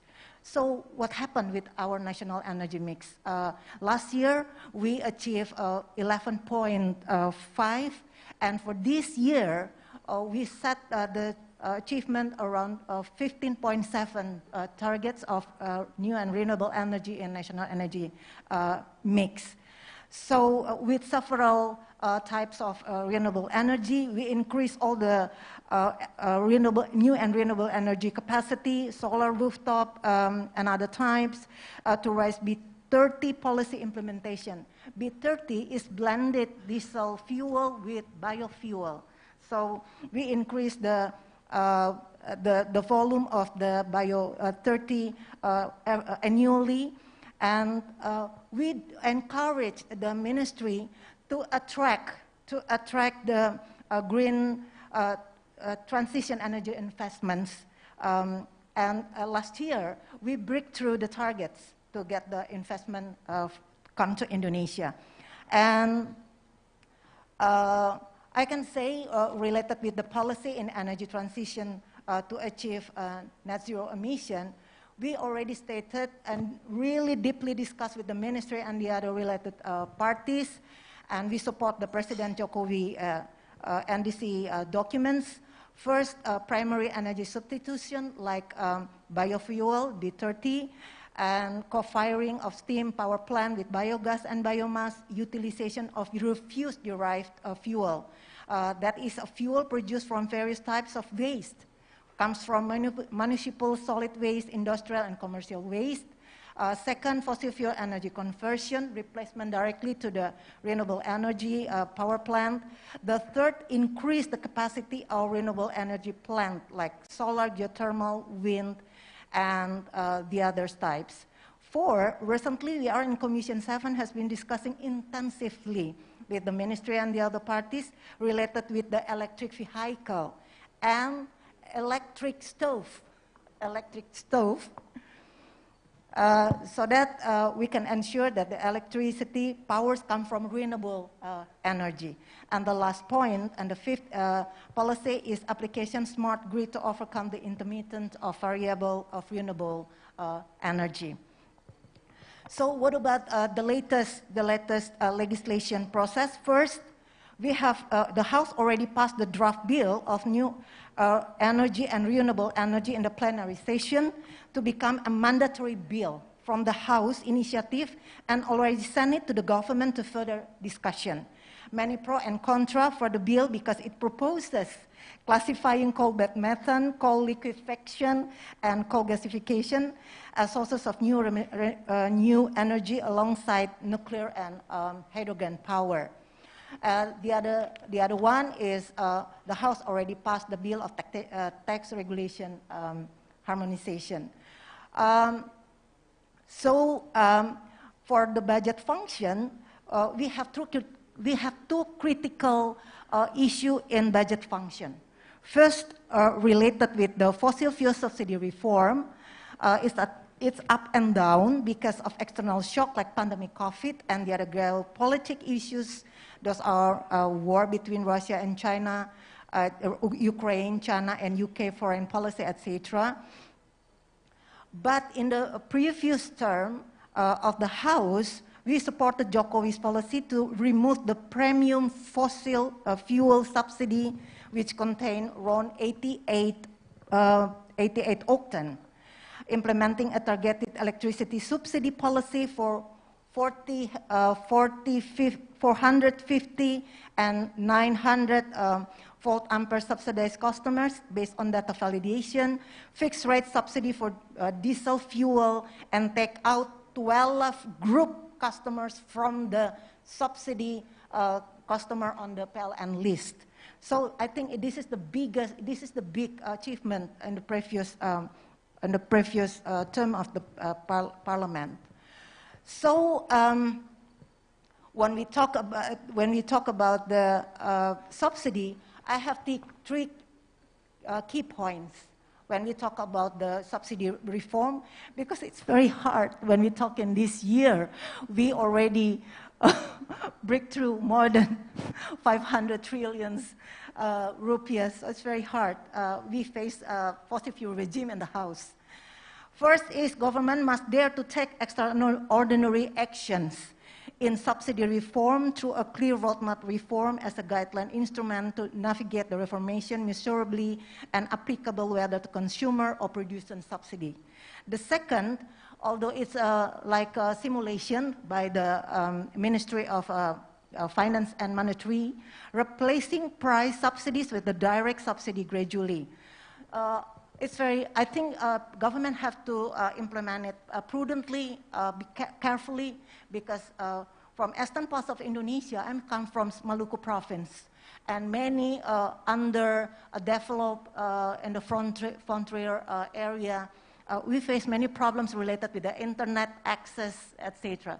So when the government gives the card, energy subsidy card for the people, so what happened with the people in the eastern parts of underdeveloped frontier area? There is a lack of electricity, lack of transportation, lack of telecommunication. So it's useless to use the card there. So I suggest for the government to use a dual system, online system and offline system, because Indonesia consists of more than 17,000 islands, big archipelagos areas. And related with the with the postpone, I can give the last point related with the response as a member of parliament, especially in Commission 7 and as a chair of Green Economy Caucus, regarding of the postpone of the carbon pricing from the government. It's twice the government postponed to implement the carbon pricing. So what will happen? What will happen if the government keep postpone the implementation of carbon pricing? I have several argumentations. First, according to the Indonesia Embassy, that between 2020 2030, total budget to be needed to reduce the carbon emission until 2030 is around 3,779 trillion for all sectors. It means that annually Indonesia needs 343 more trillion to respond target to reducing carbon emissions. So if the government keep postpone the implementations of carbon price, will lead to increase the budget spending more in the coming years. Second, the postpone of carbon pricing policy means postpone the implementations of green economic development and definitely postpone net zero emission by 2060 eventually. Three, this postpone means prolong the government to tackling the climate change disasters in many kinds, in many sectors, health, economy, social sectors, environment, and etc. And certainly sure government will increase the budget spending for those disasters. And the last point is government commitment on legal certainty for the new and renewable energy actors to be questioned, big questions. Because all actors need a stable of the legal standing for renewable energy to be conducive for investment and etc. So I do hope the whole preparation will be completed in a longer time, and I encourage the government to take an important first step to implement the carbon pricing on the coal-firing power plant as of a modeling to the other actors. The House keep work in hand with the governments and the other stakeholders, including community, to accelerate transformations of sustainable energy forward. Thank you very much. Thank you so much, Ibu Mercy. And I think it's very good that we hear this from you. And I know that, as already mentioned earlier, the challenge is not only on the source part, but also on the impact. As you already mentioned also, Otherwise, we will have to deal with the impact and maybe more disaster. Unfortunately, we don't have time left, so I have to stop here. But thank you so much for all the panelists. And sorry that we only have like one round of questions, but thanks a lot to those online. Thank you so much for waiting for this session. And also, of course, to Amanda and also Ibu Mercy. And I would like to invite everyone to join me to give a big applause to all the panelists. Thank you so much. And I'll just, I think I'll give it back to the MC. Okay. So, time to take a picture. And how is it to, we have those online as well, nah? Okay. Okay, so we can just sit and, oh, berdiri. Okay, so, sorry.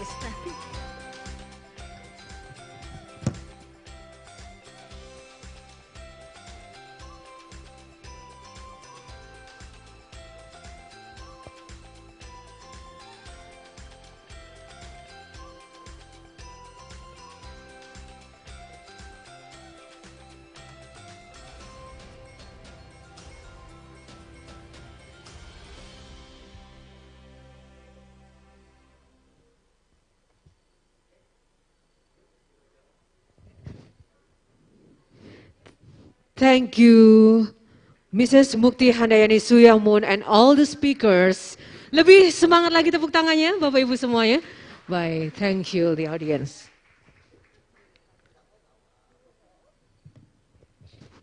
Thank you, Mrs. Cookie, very incredible discussion. Ladies and gentlemen,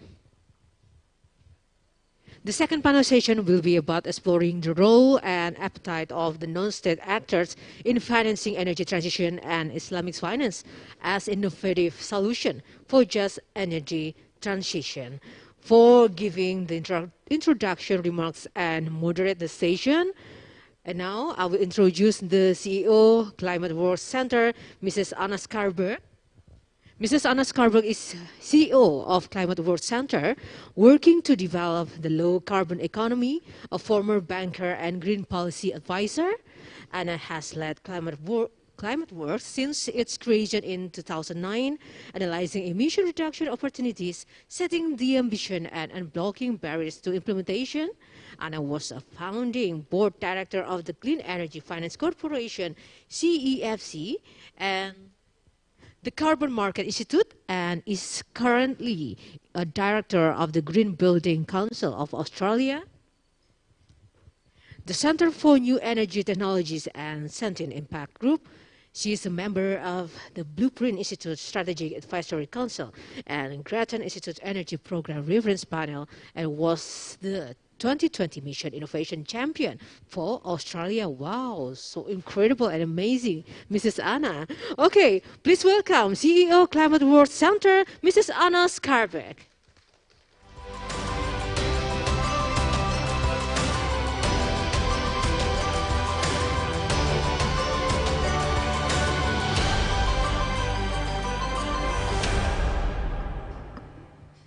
Thank you very much for the warm welcome and greetings, Pak Yuro and the government representatives and my expert colleagues here. Welcome to session 2, this panel discussing unlocking innovative finance schemes and Islamic finance to accelerate a just energy transition in emerging economies. I am, as you heard, the CEO of Climate Works Centre at the Monash Sustainable Development Institute, supporting our local team here in Jakarta, led by Guntur Sitiono and colleagues here, and hosted by Monash, Indonesia. At ClimateWorks, we specialise in understanding net zero emissions pathways and helping governments and industry accelerate their implementation. We are supported by philanthropic funding, and we help fill knowledge gaps and convene collaborations focused on solutions. And so we are delighted today to be working with our partners here to support the G20 Energy Transition Working Group. I'm going to shorten my opening remarks so that we can begin our panel discussion, and so I will just very simply set the scene. We all know that decarbonisation requires massive financing, and increasingly that finance providers want to align their funding with the Paris Agreement and the Sustainable Development Goals. And we know that this is true of both public and private finance providers. So our focus here today is on how to build capacity and investment vehicles to match the appetite with the need. Recently, the largest network of private financial institutions aligned to net zero, the GFANZ, established its Asia Pacific network, and I have joined its advisory board. And as we already heard earlier today from Indonesia's Minister for Finance, the GFANZ, which is the Glasgow Financial Alliance on Net Zero, is keen to support the establishment of Indonesia's country platform. And she also explained that PTSMI is managing the country platform for Indonesia through the ETM, Energy Transition Mechanism. And we are fortunate to have PTSMI joining our panel discussion. And so we will hear more about this country platform and its timely launch, particularly at the onset of Indonesia's G20 presidency meetings, and a demonstration of Indonesia taking active steps to attract more finance to the energy transition. And we will also hear more about Islamic finance and how this can be a structure to be considered in the energy transition. And it can be complementary with the ETM or other blended finance structures. We've heard already the Indonesian Minister of Finance speak of the success of green sukuk bonds, and there is a growing Islamic finance market. So we are keen to explore today how a vibrant and innovative Islamic green finance ecosystem, combined with social and environmental objectives, could be a potential prospect to foster the required financial needs for the energy transition. And this could be a large and untapped opportunity in Islamic finance and contribute significantly to the energy transition's need, and in markets such as here and in other G20 countries where the Islamic population is high. So we know the funds are there. We today are bringing together expertise to discuss how we can help deploy many existing investment funds, many of which we know still trillions of dollars go to fossil fuels every year. How can we move this scale of financing to the decarbonisation projects and achieve the scale that you've heard how much already is needed in blended finance as well as in public and private finance? So let's begin. We have an excellent array today of private sector investors and advisors and Indonesian government agency representatives. On the private side, I will be joined soon by the CEO of the Asia Investor Group on Climate Change, by Fidelity International's Global Head of Stewardship and Sustainable Investing, and by Pollination Group's founding partner. And from the Indonesian government agencies, I will be joined by Bank Seara Indonesia's Group Head of Investor Relations, and our National Energy Council representative, Pak Satya, and from PTSMI, the Risk Management Director. So, thank you for your attention, and let's hear from some of these solution providers on how we can attract more non-state actor financing.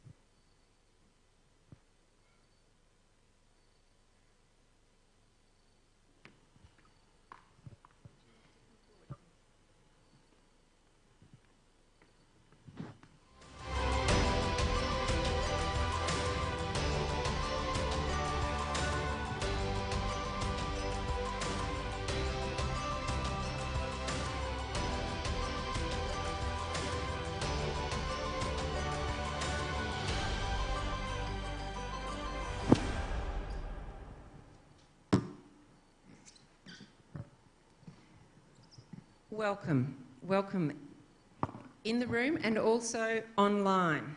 If you will see soon, our online participant from Pollination is Martijn Wilder. I will begin with our participants in the room here, and very excited to begin with the discussion on Islamic finance, if we may. Perhaps begin with Bank Seara's from Indonesia, the group Bundiana. Thank you. Thank you. Could you tell us about how Islamic finance, how big is the capacity of the Islamic finance market, and can Islamic finance play a role in the energy transition? Thank you, Anna. Thank you, Pak Yudo, for inviting Bank Syariah Indonesia to the event. We really appreciate that we are here now, and maybe can have some fruitful discussion about how Sharia Bank can, be positive in the transitions of the, the energy transitions. I think if related to the question, how big is the quantum of Islamic finance towards this energy, I could say that locally we are having a good appetite towards this. Being a Sharia bank, also part of state-owned bank, we are required by the ministry, also as by regulators, to be taken part actively on providing financing and also solutions to the sectors. In fact, a lot of efforts has been done by the ministry itself, from green sukuk financing and project-based financing, sukuk especially to the retail market, and the amount is quite significant, whereby the appetite and the recipient from the investor is quite huge. From the bank perspective, at the moment, we are quite new. In fact, Bank Syariah Indonesia is just formally a three-owned state-owned subsidy of 3 state-owned banks being merged into one, and we are 1.5 years old now. So in our plate, there's a lot of things needs to be done. Last year, when we merged, our focus is on the integration between system, people, branches, and etc. And now we are focusing on the business side.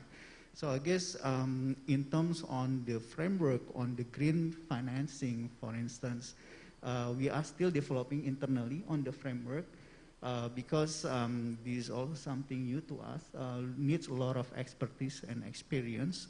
And we are getting some help from the consultant on making the framework. So I guess coming back again on whether we have appetite towards the ETM, we do have appetite. We finance actually a project, a very small one, not much, but it shows that we ensure that we are taking part of the project. Yeah. I think that's all. Thank you. We will hear soon about more about the ETM. We have 2 private investors also on the line. So I'm going to hear from one of our online private investors, and then hear from PTSMI about the ETM, and then we'll hear from Fidelity, and then we'll hear from our other 2 guests on the stage. So I might move to you, Martijn, as co-founder of Pollination Group and investment manager and investment advisor. From your investment advisory perspective, what do you see would be helpful to accelerate private finance investment in the energy transition in Indonesia? Thanks, Hannah. And it's very nice to be here and nice to see all of you there in person. I think from our perspective, what we're facing at the moment, and we're seeing this both with the events in Europe, but also the last panel talked a lot about what was happening in places like Australia. In many jurisdictions, there is a really significant economic and energy transition going on. And I think there is increasingly a recognition of that, as well as a recognition that as part of that transition, there needs to be well-planned and well-thought-out ways to ensure access to energy supply, stability of energy supply, and do so in a way that's decarbonised. And I think that the extent of that transition is very significant. So in a country like Australia, it's likely that many of our coal power stations will be gone, or most of them by 2032, 2035. So we have to replace them with a huge amount of new generation. In countries like Indonesia, it's a similar issue. The amount of investment that is required to transition an economy is very significant.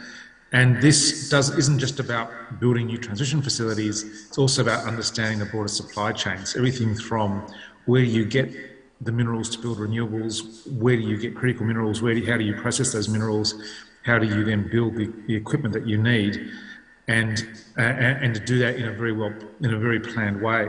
So I think when you're talking about the fact, I think the introduction talks about governments and multilaterals traditionally have played the key role in that, and how can the private sector do that going forward. I think that what we really need to see is I think the development banks need to work together, and they need to work a lot more closely with governments and the private sector, and they need to start de-risking some of the investments that need to occur. So first of all, Indonesia has set a clear NDC target. It's also set within that NDC objectives across different sectors, and particularly in energy. So we need to have clear policies. We need to have an understanding where within the energy system are you able to actually decarbonise? What are the opportunities and the options to achieve those targets? To what extent, is that, what part would hydrogen play? What part does offshore wind? What part does solar play? Understanding what the capabilities are to do all of that, and then to create the investment conditions where private sector capital can flow. So at the moment, there's no shortage of global capital looking for renewable energy transition. I think the role that can be played by, particularly by development banks to facilitate private sector finance, is to really get the conditions right so that finance will flow. And I think one of the challenges with blended finance to date has been that while there's very good intentions around blended finance, it's taken a long time to bring together, and a lot of the culture and the way in which private sector investors invest in public sector, it has traditionally been quite different. And so trying to work together in a more unified and planned way is really important. Finally, just make a comment on Islamic finance. And Indonesia, recently did, as we've heard, its Green Sukuk, which was very successful. Islamic finance does have a real ability to link to that finance environmental outcomes and nature outcomes, such as they increase the asset value. So when it's resold, that value goes up. So there's an increasing focus at the moment because of TNFD and other things on how do we increase, the value of nature, but particularly looking at it in the context of energy projects and how do we build resilience. And if we can do that in the context of Islamic finance, we can actually increase that asset value significantly. So there's significant opportunity there. I think we've got to recognise what those opportunities are and have people work together in a more effective way. You mentioned development banks and some of the contributions that they can make. We're fortunate to have Indonesia's own local development bank with us, PT Sarana Multi-Infrastructure, SMI, as we know it. I'd like to invite Prak Pradana to tell us about the new ETM platform. We heard the Minister for Finance very proudly describing that SMI is indeed hosting this platform for the Indonesian government. And it is a blended finance vehicle. It's attracting Asian Development Bank funding. It is doing as you're suggesting, Martijn. It's bringing together one development bank's funding from ADB with local public finance here in Indonesia, and setting up to try and attract private finance also. Would you like to tell us about that? Thank you, Prak Pradana. Yes, thank you, and Anna. And I think it's quite right that SMI, as the National Development Financial Institutions in Indonesia, has proudly taken the role that has been appointed to us by our government. And that is a massive undertaking in the sense of the challenge that we're going to face as a country. Yeah. However, there's also opportunity behind that. Yeah. Whereby the whole global community is talking about energy transition right now, and this is the right momentum to do something about it. And we have the international stage right now, the G20. So something will be announced in the order of what is actually being planned by our government. In this case, our sectoral ministry, the Ministry of Energy and Mineral Resources, will be the leading institutions to define the roadmap and the pipelines that we are talking about in the next few years. And that will entails the amount of funding that will be required, and of course, how the government can support in terms of the fiscal instruments, like our minister has said. So that's going to be framed in a regulatory framework, and that's now we, together with the Minister of Finance and other ministries, are trying to form Minister of Finance regulations that is going to frame the energy transition mechanism, including within it is the country platform. That essentially is a blended finance platform, as you said, and that's going to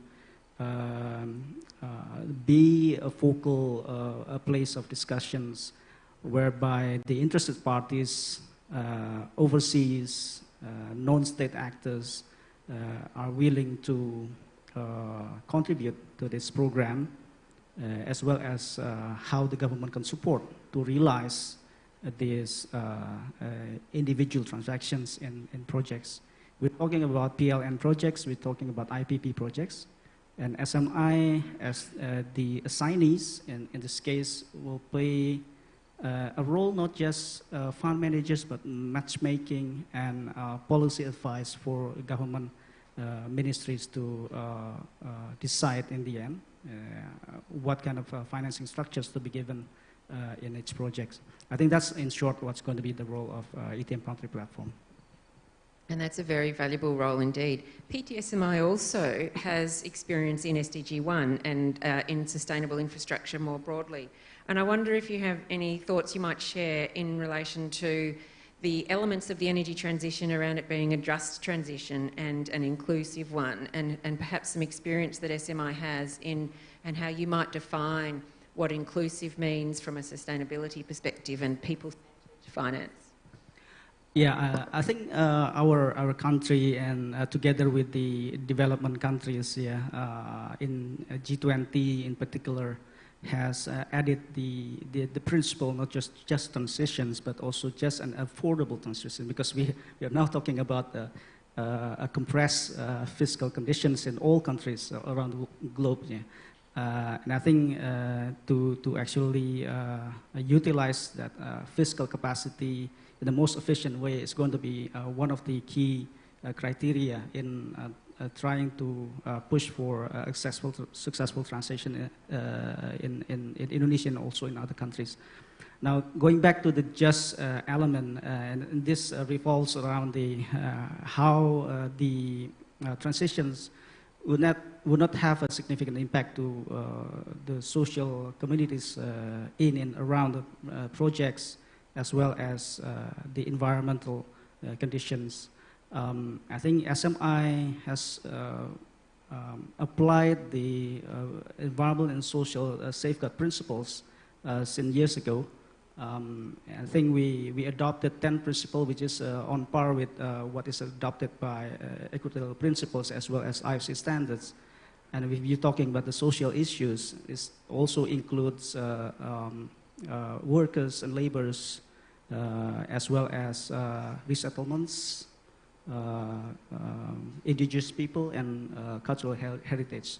Now, having those principles is a wonderful, and it's something that is very easy language translation if we're talking with the international community, right? So we're speaking the same language here. But to apply it is also presented challenges in not just in Indonesia, but anywhere. So based on our experience, we need a mixture between international best practices as well as local assessment and local wisdoms. And then the key is how to communicate the assessment as well as the mitigations proposals that are going to be formed out of that assessment to all the parties involved. So I think that's going to be key to applying these principles in the just energy transition. Thank you very much. To help our listeners understand your methodologies, some of the challenges and the opportunities, and particularly this blended finance space. So when we talk about blended finance, we're blending public and private. So let's move to one of our private investors on this panel. From Fidelity International in Singapore, we have Jen Hui Tan, the Global Head of Stewardship and Sustainable Investing. Jen, would you like to tell us what Fidelity International is currently offering to investors to focus on the energy transition and in particular be a bridge into this market?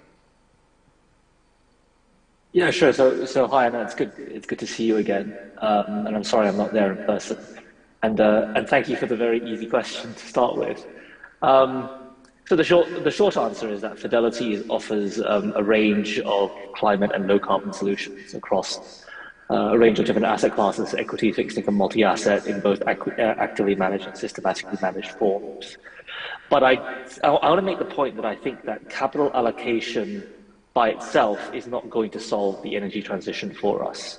The energy transition is going to require a wholesale change in the way in which we produce, store, and consume energy. And that in turn is going to drive the economic activities of all of the other sectors that are involved.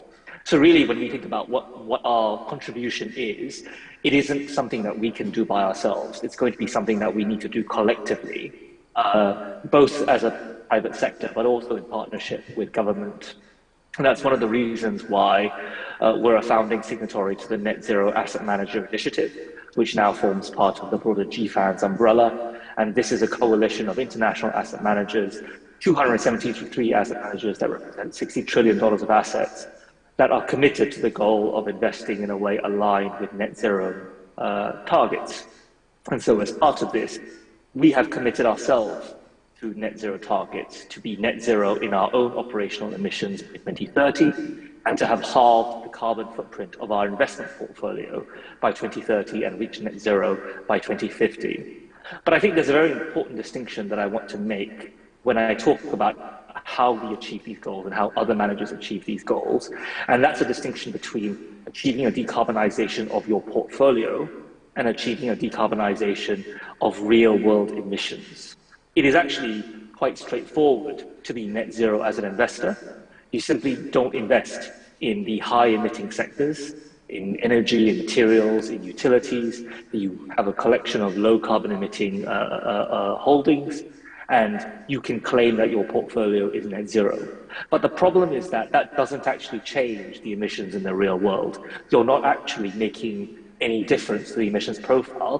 What you're doing is making this someone else's problem to try to fix. And so what we think of when we think of how we affect real world emissions is what are the tools that we have as an industry and as an investor to influence real world corporate behavior. So by this, I'm talking about engagement, I'm talking about voting, I'm talking about our broader stewardship programs. Thank you. You're right, I began with an easy question, so I'll move to a deeper question. You mentioned very rightly that addressing the energy transition is something that you can't do alone as a private investor, and it involves working with others, including working with government. And we've just been discussing blended finance and the launch of a new platform in Indonesia. What do you think about as a private investor with your scale and commitments that you've outlined when you hear about something such as the ETM, the country platform in Indonesia, and a new blended finance platform that's seeking to contribute, in this case, Asian Development Bank funding and expertise through PTSMI on policy advice to government? If you were to consider from a private investor perspective becoming a partner in a blended finance vehicle, what sort of criteria would you look for, and how would you take into consideration considering participating in something such as this?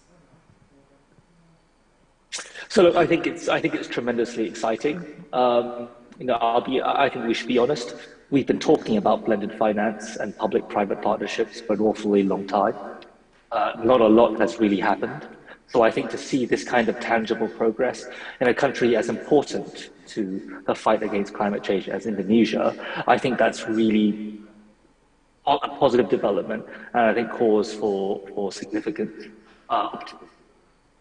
When we think about what are the things that we need to think about as an investor in these types of projects, so I'll echo one of the points that Martin made. There's a lot of capital out there seeking net zero solutions, but there are not well-structured solutions for investors to invest their money in that. And so I think that's where the role of blended finance can come in defining more clearly these available projects and then making them economically viable for the private sector to be able to invest.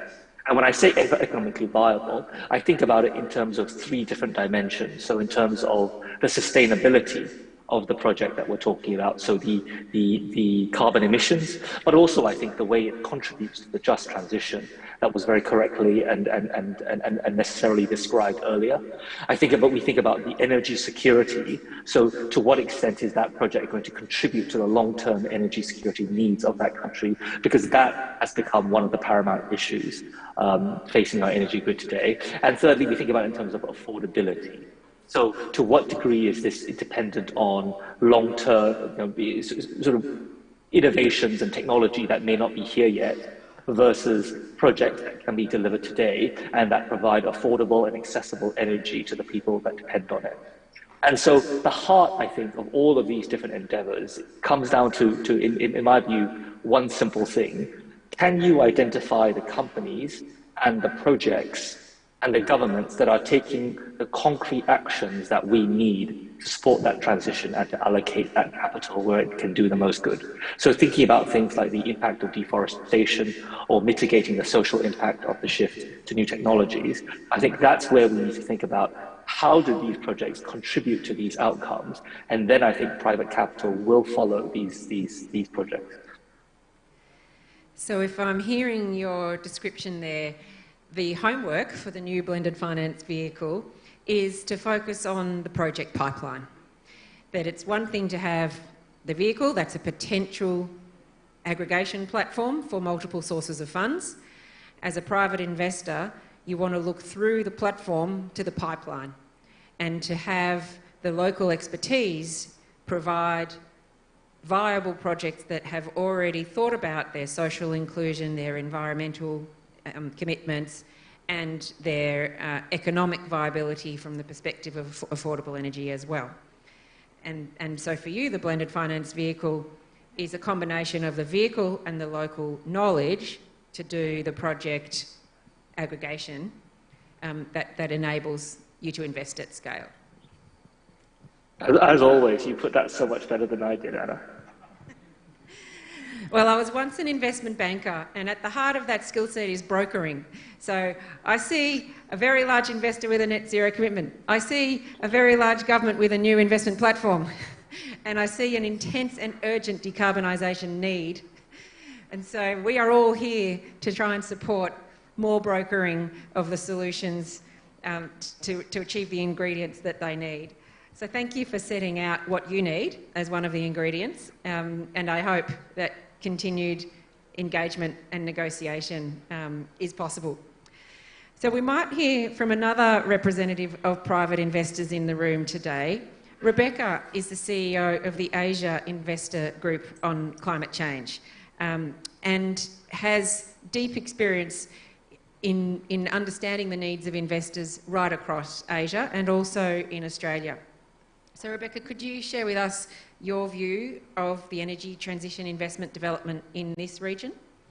Thanks, Anna, and it's an honour to be here today and be involved with this event, and it's a critically important event, and these really serve to accelerate the action that's required by governments, private investors to achieve the objectives we need to achieve. But to answer your question, it's grossly insufficient, the investment in the energy transition, basically. So I guess for the scale of the challenge, obviously, that's been very clearly outlined and that we're all fully aware of. So I guess to talk a little bit about how Aigcc as an investor member network works with investors.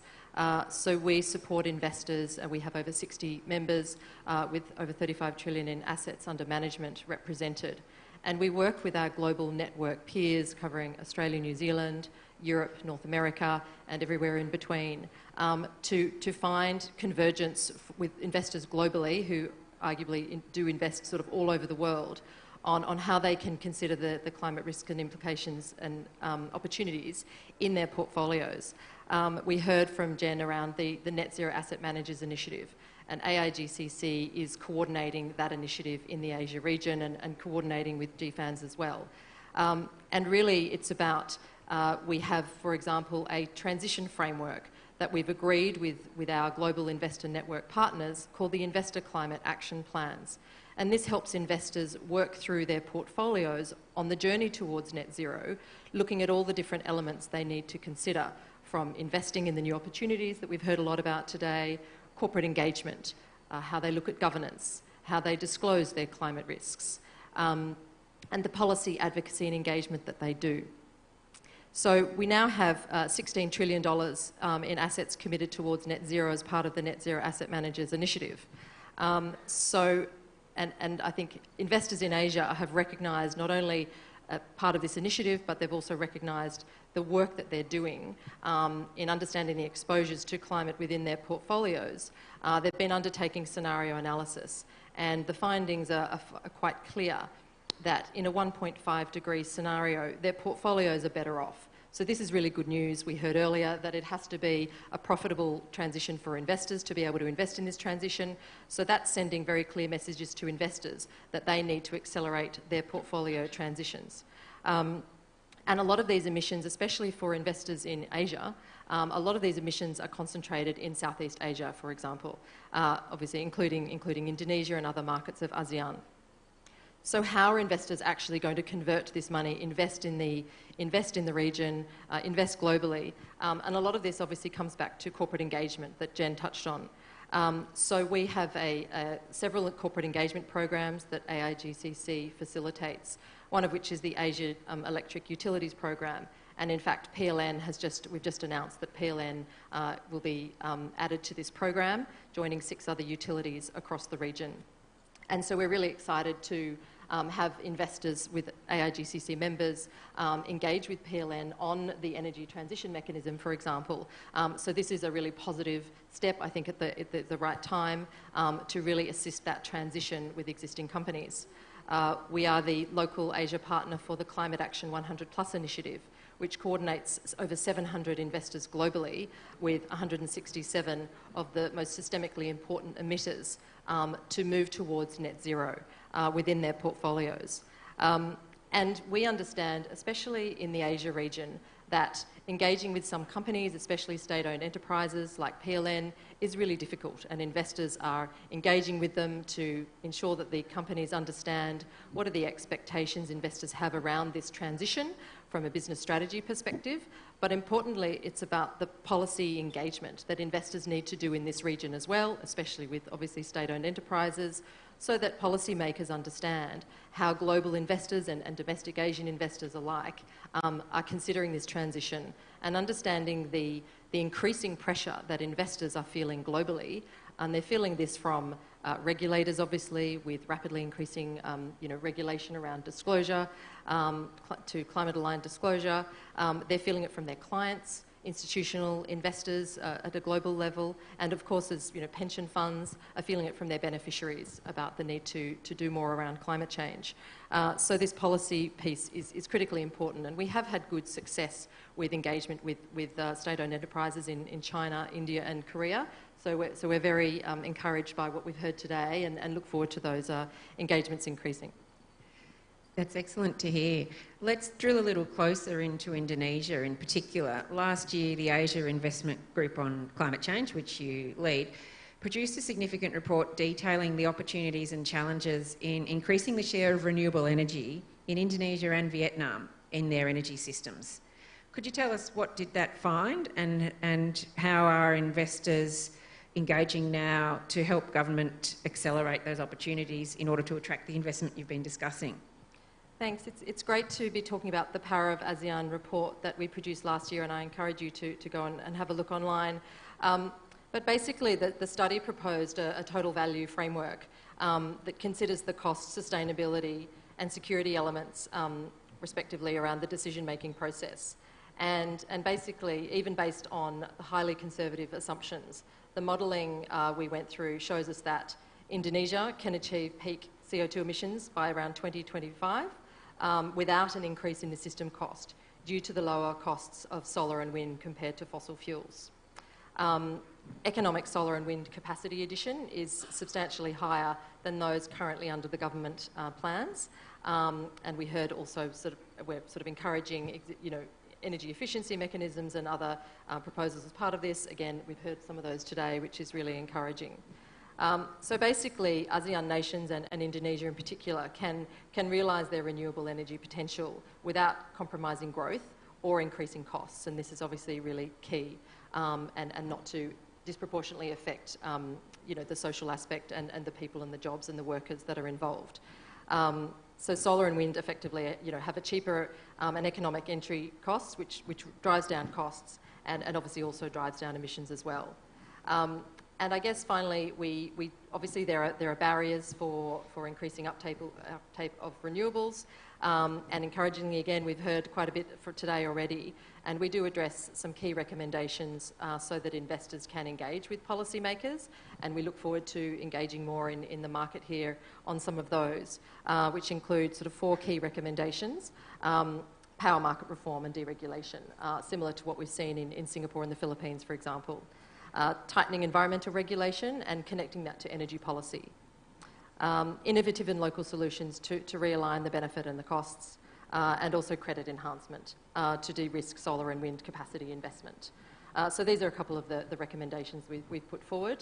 And we encourage and invite local investors in Indonesia as well to join other Asian investors and international investors in these engagements. Obviously in this market, it's really critical to involve local market participants as well. Thanks very much, and it's great to know that there's a roadmap of sorts and willing investors to engage now, that there are state-owned enterprises and advisory groups, such as we've heard about, to try and be the bridge for that investment. Those 4 simple policy recommendations, of course, are not simple, but it's clear that there's a shared objective from all the speakers we've heard today. And that is to try and solve for these complex challenges because, as you've pointed out, even from the private investor perspective, the portfolio is in fact higher value when decarbonisation is achieved, and the energy system cost is in fact lower when it has shifted to majority renewable energy. So we do have shared goals, and the task ahead of us in the very short term is to make the transition as fast as possible and deal with the hard part soon. So we've heard, this is a great opportunity now to hear from our National Energy Council representative, Pak Satya, who has deep experience in energy, all forms of energy in Indonesia. And we've heard today in particular that there is interest from investors, there are investment vehicles being prepared, and the hunger now is to understand that there are projects ready to be invested in. So I wonder, with your knowledge of the energy environment in Indonesia in particular, what you could tell us about the energy projects that these investors focused on net zero could be interested in and their development. Well, thank you very much. When I'm listening everybody here, it seems that quite convinced with the net zero emission in Indonesia by 2060, because it seems that all the sectors has committed, and the vehicle has been established by the government with the energy transition mechanisms, with the participation of the banks as well as the SMI here. So for me, it's quite important here to see the real project that available, because of our energy transition scenario, basically as Indonesia is living in a fossil fuel economy for so long. So we have to be careful when we are transferring from fossil to renewables. Because of with the experience of the existing experience, I may say that what happened in the UK and India, and as well as China lately, with the coal-based fire plant. And also EU now, they are trying to establish what's so-called the Repower EU. They want to accelerating the renewable energy from 40% become 45% by 2030. I think Indonesia in the middle of it, because of a lot of lessons learned from other countries as well. So we like here to re-emphasize, probably Minister Sri Mulyani as well as Minister Arifin has been mentioned earlier about the intention of us that we are quite optimistic to be a net zero by 2060. But the way to get there has to be calculated carefully, because we like to see that Indonesia going to be high-income country by 2043 by projection of the economic growth is 6%. So we like also to see that there is no impact with the scenario through the strategy of transition from from fossil fuel to renewables. Because in my opinion, that's going to slow down a bit the pace of the energy transitions. Yeah, because of Indonesia has not been experiencing on the peak emission yet. It's compared with the country like a developed country in the EU or UK or even US, they've been experiencing peak emission back in 1970s and 1980s. Indonesia not yet. So we calculating, carefully and within the National Energy Councils when that it's appropriate time for for us to say that Indonesia going to have what's so-called peak emissions. So in our calculation at the moment is 2035 is probably the appropriate time to be peak emissions. Starting from 2035, then we are aiming to reduce the emission up to 2060. So along the way, if you look at the scenario what we have at the moment, we cannot just transfer from fossil directly to the renewables. So we are thinking that using gas as a buffer instead of coal in order for us to smoothen our transitions to the renewable energy, knowing that renewable energy need to provide with all the issues about the intermittence, about the technology that they're going to offer. They have to be more competitive, compared with the fossil fuels. So in that scenario, if you look back to what happened in the electricity state-owned enterprise like PLN, they have to deal with all the existing assets. Yeah, the majority are coal-based power plants. So like what Minister Sri Mulyani mentioned, how do we accelerate it? What the impact? What the consequences? So if I put one of the example, I don't want to name it the company here. It's quite good of for everybody here to know the consequences. If you look at the one of the coal-based fire plants, the comparison of I think the COD is 2015. With the contracts 30 years, it means that the majority is going to be 2045, right? If we like to accelerate the retirement 20 years, there will be a consequence for the capacity of 380 megawatt. You see, if we want to accelerate 20 years earlier for them to retire, so we have to pay to lenders and also the investors around $649.22 million. Even though the contribution of the reduction emission is quite good, because 56.80 million CO2. So we at the government now trying to really, reviewing all the existing assets and when and where they get appropriate to be accelerated in order for us to reduce the emissions quickly, yeah, because of, as you've been mentioned earlier, that the NDCs, by 2030, that we should be able to reduce 314 million ton CO2, but with international aid is 446 million ton CO2. So what the component that can fulfill that? Yeah, so a lot of projects on the pipeline that could be offered to the investors if they like to be participating on the acceleration of the coal-based power plant to be retired earlier. But in compensation to that, the government will provide with all the easiest ways to invest on the renewable energy and the other part of Indonesia. That is also one of the strategies for us to to attract the investor to invest during the transitions periods. Otherwise, it's quite difficult at the moment. If you look at the existing capacity, what the PLN has, this is quite high, because we are over 6 gigawatt at the moment, and then it's quite difficult for the renewable energy to step in. Yeah, so the government, together with all these parties within the government, we're trying to look at carefully and how do we move forward with the existing scenario. And if you look at also from the master plan of the power plant developments, Indonesia has for 2021 up to 2030 a lot of opportunity outside of the Java. Yeah, because of like Sumatra, they do plan to build around 6,000 megawatt, and Sulawesi as well. So those will be fulfilled 60% of it by renewables. So that is also another opportunity for the investor to come for the existing scenario. While the other scenario, like I mentioned to you, to accelerate the retirement of coal-based power plant, need to be really reviewed carefully, yeah, to get agreement between the investor and also the governments.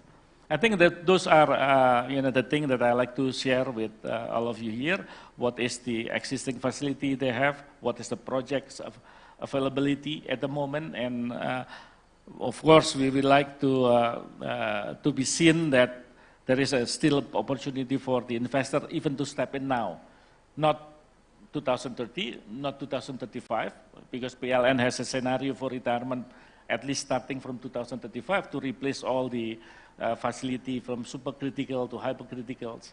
Yeah, but we don't want to wait until 2035. We like to have it at least today or 5 years from now.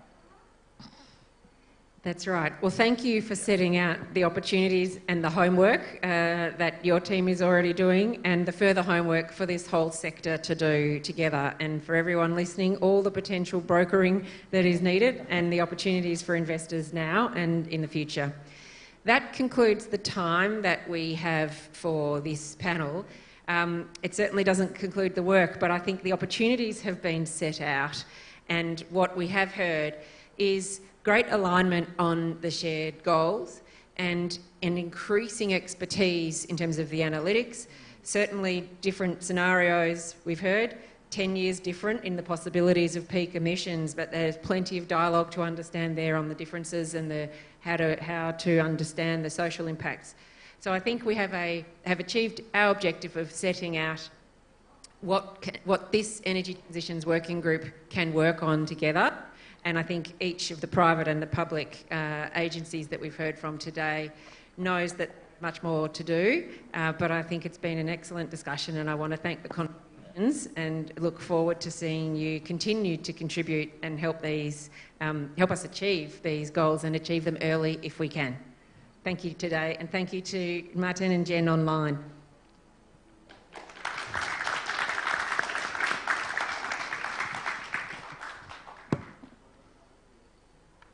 Now for a photograph.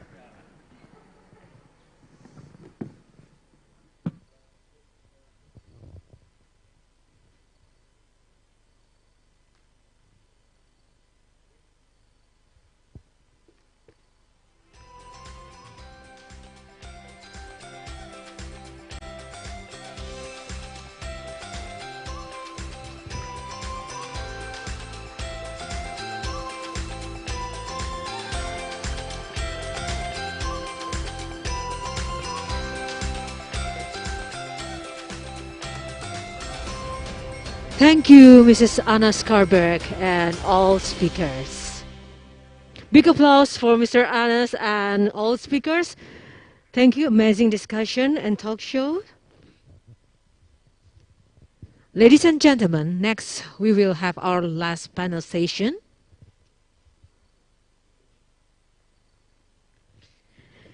Understanding the needs for an inclusive energy transition in financing. For the introduction remarks, please welcome Executive Director IESR, Mr. Fabi Tumiwa.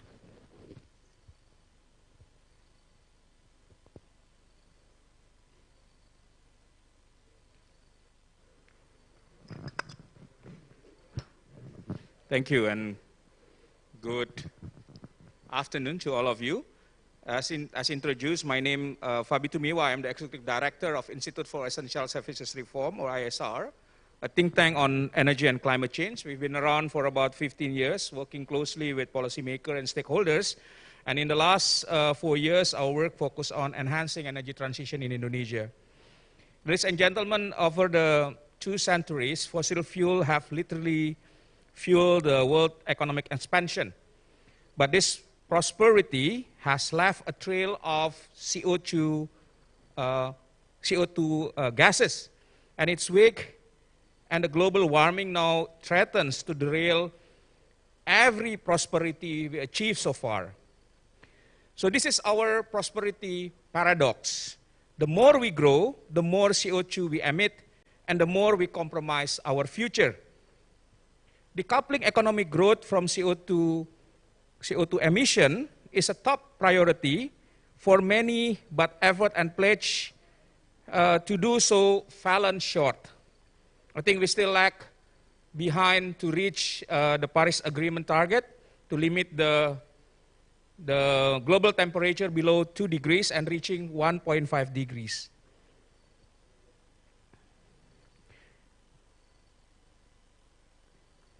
In the last 6 decades, while global GDP per capita has nearly tripled, CO2 emissions have quadrupled. So reducing global greenhouse gas emission in line with the goals of world leaders set at the global COP26 climate change conference last year requires a fundamental transformation of the energy sector. But that will only happen if we bring benefit to the people and has their support. An energy revolution based on renewables and energy efficiency is urgently needed, not just to accelerate economic progress and development, but also to slash emissions that are rapidly warming our planet. The energy sector today, globally dominated by fossil fuel, accounts for 73% of human-caused greenhouse gas emission. So in order to meet Paris Agreement goal, we have to cut half by the greenhouse gas emission by 2030 to avoid increasing frequency and severity of dangerous and unprecedented weather extreme, including heat wave, devastating floods and drought, risk to food and water security, population displacement, and the loss of life and livelihood. As a government starts to define a pathway out of COVID-19 crisis, we must now ensure that all countries have a chance to be part of energy transition. That says the opportunity to significantly improve the well-being of people and the planet. But we know that energy transition will have some implication. Indonesia, we know, is heavily dependent on fossil fuel as the source of energy and a source of revenue, as a commodity to support national government and sub-national government budget. So this is, we see that once we move from fossil to renewable, so we will lose this revenue. Coal-producing region will see the reduction of revenue as a production and domestic demand for coal decline before 2030 if we look at the current target of the government. And unfortunately, this coal-producing region also has still a sizable population that live below poverty line. If this reduction in revenue fail to anticipate, it will pose a great challenge for establishing equitable development for Indonesia. I just would like to give you an example. 3 provinces, South Sumatra, Central Kalimantan, and South Kalimantan, that produce 55% of coal in Indonesia, is actually ranked 23rd, 21st, and 20 in Indonesia Development Index. So they are in the middle of the 34 provinces. Second, for more than 3 decades, coal has been seen as a cheapest source of electricity.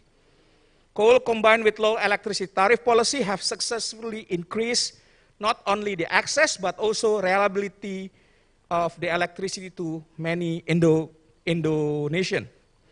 However, we know that this has caused our environment in terms of increasing air pollution and environmental degradation, as well as a loss of life in many coal mining regions. So as we move away from coal, as indicated by our government to no longer build a new coal-fired power plant after the completion of 35 gigawatt program, and as Indonesia pursue the early coal plants retirement, the challenge is ensuring access of electricity with better quality and affordable for the entire citizen, particularly for the poor. Reaching the carbonization of energy system need a massive investment to supply increased demand of electricity from current level to reach annual electricity consumption similar to developed country, I think around 6,000 kilowatt hour per capita. In 2050, Indonesia will need roughly $1.3 trillion investment cumulatively. So around 40 billion annually from now until 2050. That based on our calculation. Additionally, ISR has just calculated that to retire 9.2 gigawatt coal plants by 2030, as indicated by MEMR, it requires $4.3 billion. So I believe that clean energy transition will create jobs, enhance our quality of life, and ensure a cleaner and healthier environment. A people-centered approach ensures the benefit and costs involved in the transformation of energy system are distributed fairly and in a way that protects the most vulnerable in the society. People-centered clean energy transition require a focus on skill, decent jobs and worker protection, social and economic development, equity, social inclusion and fairness, and engaging people as active participants. Making energy transition work by providing sufficient finance is needed to address both in terms of investment and addressing impact of the energy transition itself. And these are the key features to ensure Indonesia can reach just and inclusive energy transition that leads to equitable development. Thank you.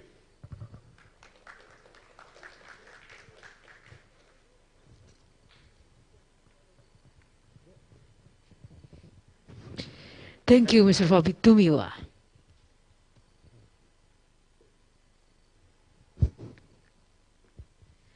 And now we move to the last session, session 3. This extraordinary session will be moderated by lead co-chairs TF3, T20 Indonesia, Executive Director IRIT Mrs. Mukti Handayani Suyamun. For Mr. Mukti, the stage is yours.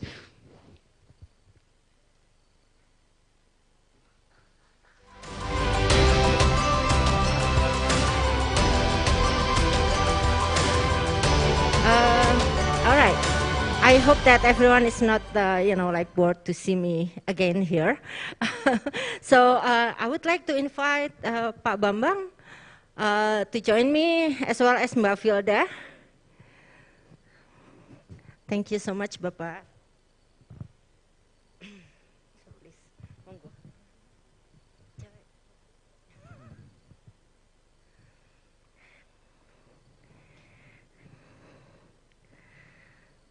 All right. So we got to the last session of the day.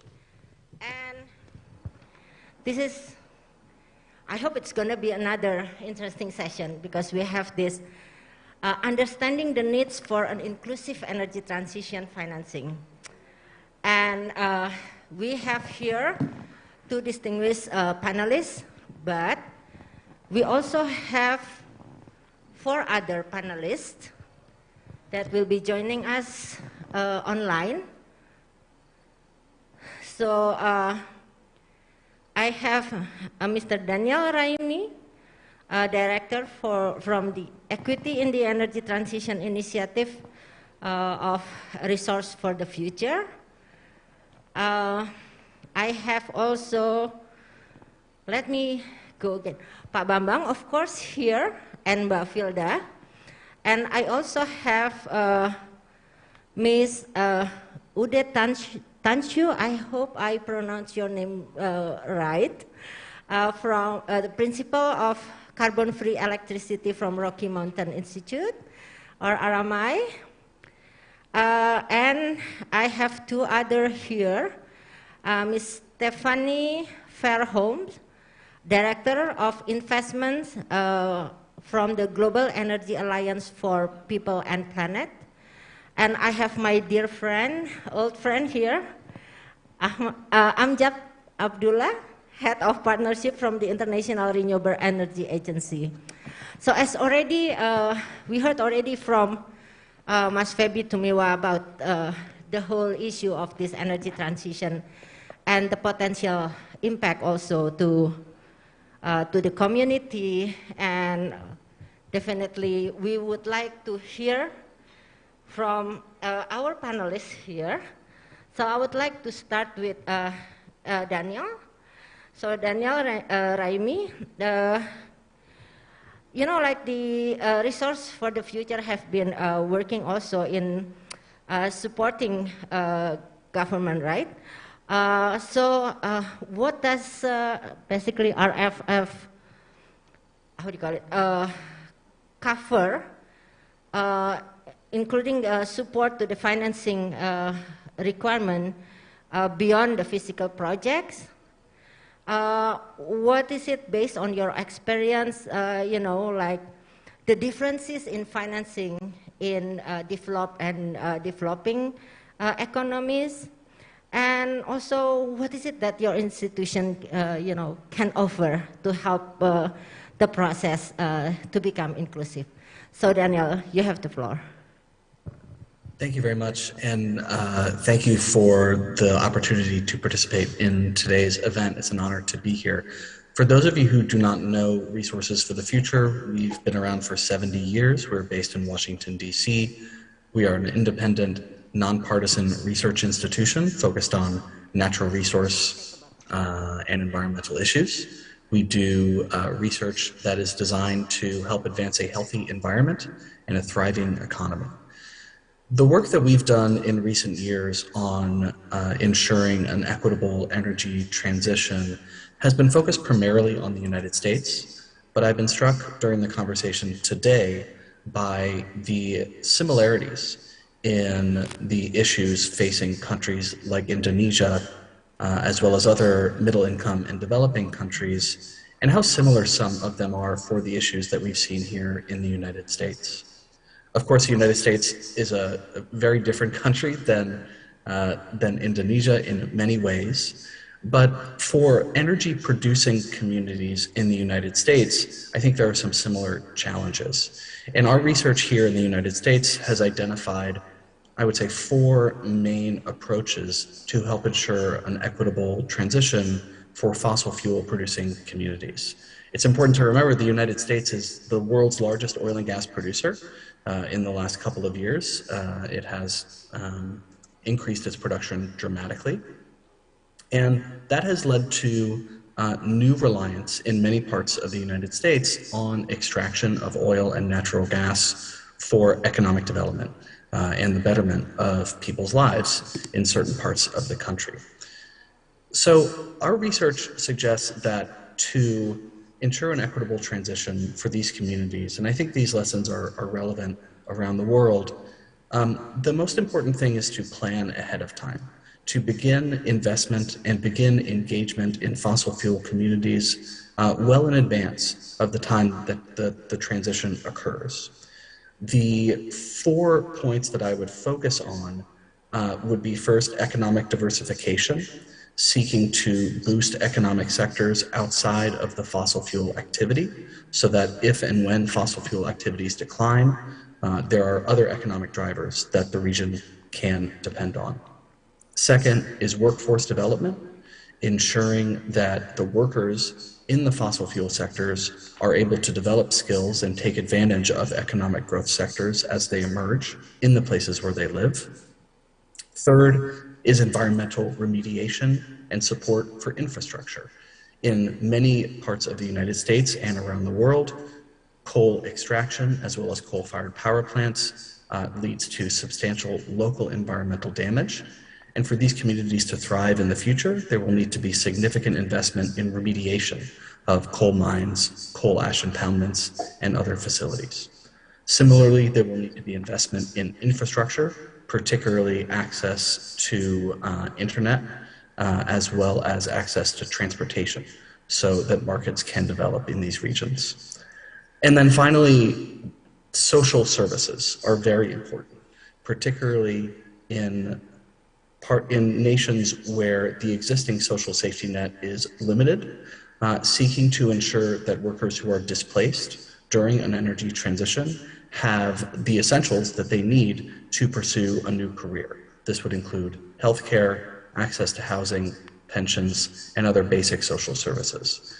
These are all enormous challenges. I recognize that they are difficult, not just here in the United States, but of course in many other nations. Identifying financing mechanisms to support them is another challenge. Carbon pricing is one that we've, of course, identified as a particularly promising approach, but there are other mechanisms as well. I know we've got a full panel, so I will stop there, but once again, I appreciate the opportunity to speak and look forward to the conversation.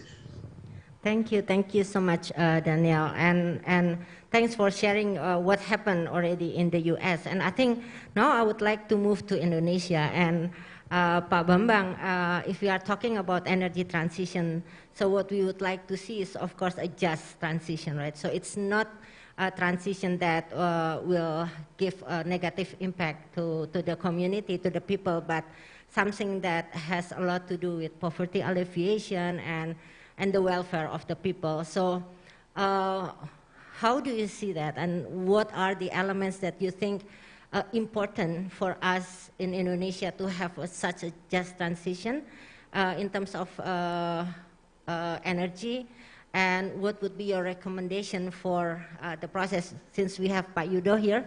So Pak Yudo will be listening to your recommendation as well. So please, Pak Bambang. Okay. First of all, thank you very much for the organizer, Pak Yudo, and everybody else. This is an honor for me to speak before you, these distinguished audiences and panels.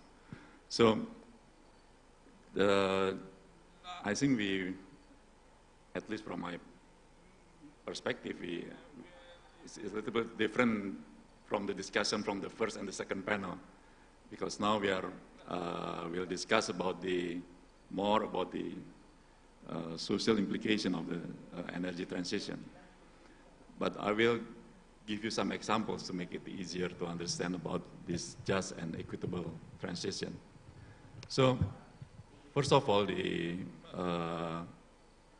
transition to renewable energy, to greener energy, it is also fulfill at least the SDGs 7, which is, it is stated that it should be ensure access to affordable, reliable, sustainable, and modern energy for all. So it is stated clear that this is for all. And also SDGs 11, which is take urgent action to combat climate change and its impact. So I think why it is very important, because we also fulfill the global commitment for reducing the carbon emissions. And technology by itself doesn't determine the outcome of an energy transition will be inclusive or equal. So we need more than that. I mean, from first session, second session, we talk about how we will ensure the supply of energy. Yeah. But sometimes when we talk about ensuring security of energy, it means we talk about securing supply to economic sectors, transportation, industry, and so on. But sometimes we don't take into account the poor and the marginalized household or people. So I think what I'm going to try to share this afternoon is about this just and equitable transition. So, first of all, I would like to make the analysis to break down into three parts. First is, of course, the source of energy. For example, the coal industry in Indonesia employed like 150,000 workers. So can you imagine if suddenly, maybe in 2030, 2040, we need to reduce? There are a lot of workers. So I think what Daniel said is correct, that we need to prepare sort of social protection, house facility, pension, and others, to be able, and also reskilling them, so they to be able to work on other sectors, including the renewable energy sectors. So preparing this is very, very important. And the second one,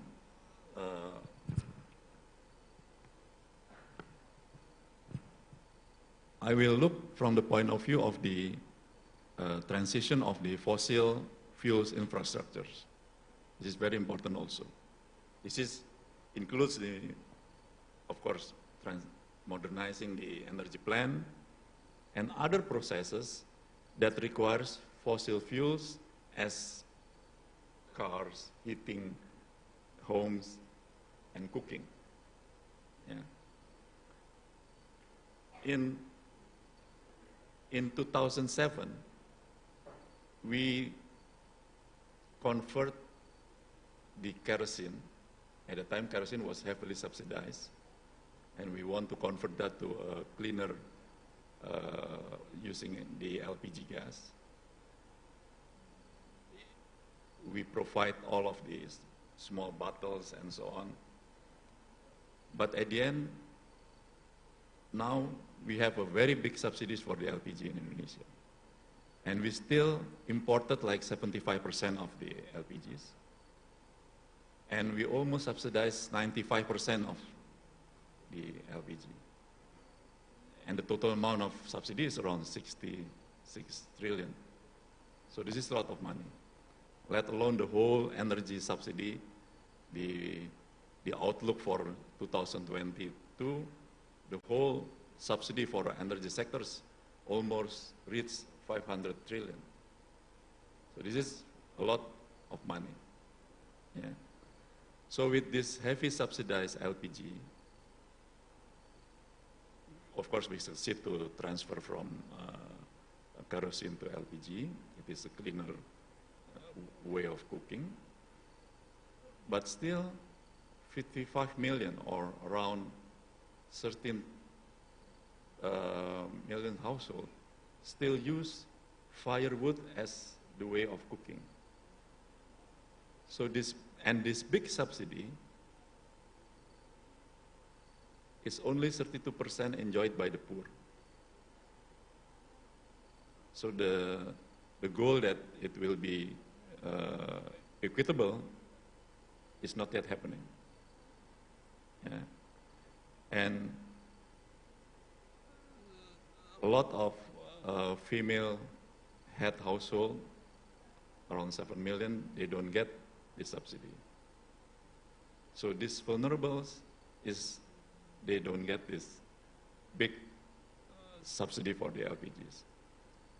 So what is the problem with that? So I think one of the problem is the access. We need, somehow the government should have a framework or some policy that enabling this household to get access to this LPG.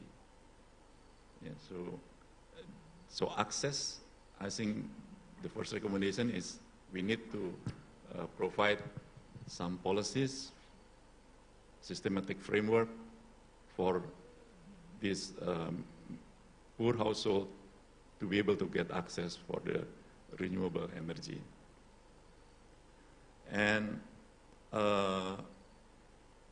so the first one is, I think, the source of energy. The second one is the transitioning the fossil fuel infrastructures. And the third one, which is important also, is the empowering the end user. We have a very good examples. You know, in part of East Indonesia, there are still like 55,000 villages that don't get electricity. Let me check the number. Yes, it is, I'm sorry, 53,000 households in 45 villages. They don't have access to electricity. It is literally dark in the night. They don't have electricity at all. So when I was in TNP2K, the TNP2K is the national team for poverty reduction acceleration, we made some initiative to together with all of this private sector, with the philanthropists, to supply the solar panel for this household. But the most important is not just providing the solar panels to this household, But the most important is we need to build the social structures first. So we need to train, educate this household, so we can know what they need, and also to make sure that sustainability is there, because otherwise it's not sustainable. So how to manage, how to maintain the solar system, how to replace if some panels are broken and so on. So it is very important to educate the end user. Yeah. Another example is when we build, when there is some initiative of the biomass for electricity generating. When you build a biomass or hydro power generating in remote area, the price of electricity, the price of the electricity is very high. It's 3 times the one in Jakarta. While in Jakarta you have, more rich people, and then we subsidize that. So it's not fair. In other part of Indonesia, we try to do the renewable energy resources, but the price is very high. So all of this aspect is very important to be considered. So if I may have a recommendation, first is engagement with the recipient of the actors of the transition of this renewable energy is very important. To make sure that we hear about their needs, and also to keep the sustainability among their population. Yeah. That's first. And the second recommendation is that we need somehow to have framework for access. Yeah. Framework for this household to be able to get access. So the government needs to do more, to ensure that everybody get access to the renewable energy. Yeah. And the third one, I think we need to find or to start with, because this requires a lot of money, and we need to start with a low-hanging fruit initiative. For example, in Indonesia, 80% people are using these motorcycles. If we can convert these motorcycles into EV, into electric vehicles, I think the conversion price is not that high. So I think it's easy to convert, but it will help a lot in reducing the CO2. But the government, again, the government should put EV station or install EV station in every corner of the villages or every corner of the city. So, and the fourth one recommendation is that you need to start something easy. Yeah. For example, hydro plant in remote area. But the government, again, have to contribute for that, because this is very important. Because you cannot afford, again, I mean, in 5 years that, you still have like 45 villages doesn't have electricity at all. I think it should not be happen anymore. So how we will finance this? I mean, where do you get the money for all of these expenditures? So I think one of the source is the subsidy itself. So we have an experience reducing subsidy, electricity subsidy, that only the household or the poor people, which is on the list of the poor and vulnerable household, can receive the subsidy. At that time, it was it saved like 22 trillion simply for the 900 VA, not all of the subsidy, only the 900 VA, because the president at the time saying, okay, start with 900 VA, but not the 450 VA, because maybe it's most of them are poor, but actually not, because from the 22 million, the 450 VA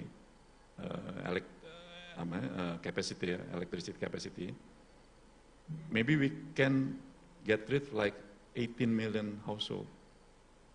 So only 4 million households which is eligible for the subsidy. When we start with the 900, it's already saved us 22 trillion. But now the situation is different. We have energy shock, we have economic downturn, and so on. Of course, it is politically it's not easy to reduce the 500 trillion subsidy, while more half of the subsidy enjoyed by the 30% the highest income. So I think this is more difficult. But we need to start. Again, find a low-hanging fruit initiative, like motorcycles and so on. Government need to start with very simple renewable energy, hydro, biomass, which is easy to find. But in the long run, because we have geothermal, because we have wind power, because we have hydropower, I think we need to transfer all of this to this renewable energy. So that's my recommendation for Pak Yudo. So I think this is based on our experience. So engagement with the poor household, marginalized household is very, very important. Give them access, start with the low-hanging fruit, and government need to support by transferring the subsidy into some initiative which is working toward the renewable energy. Thank you very much.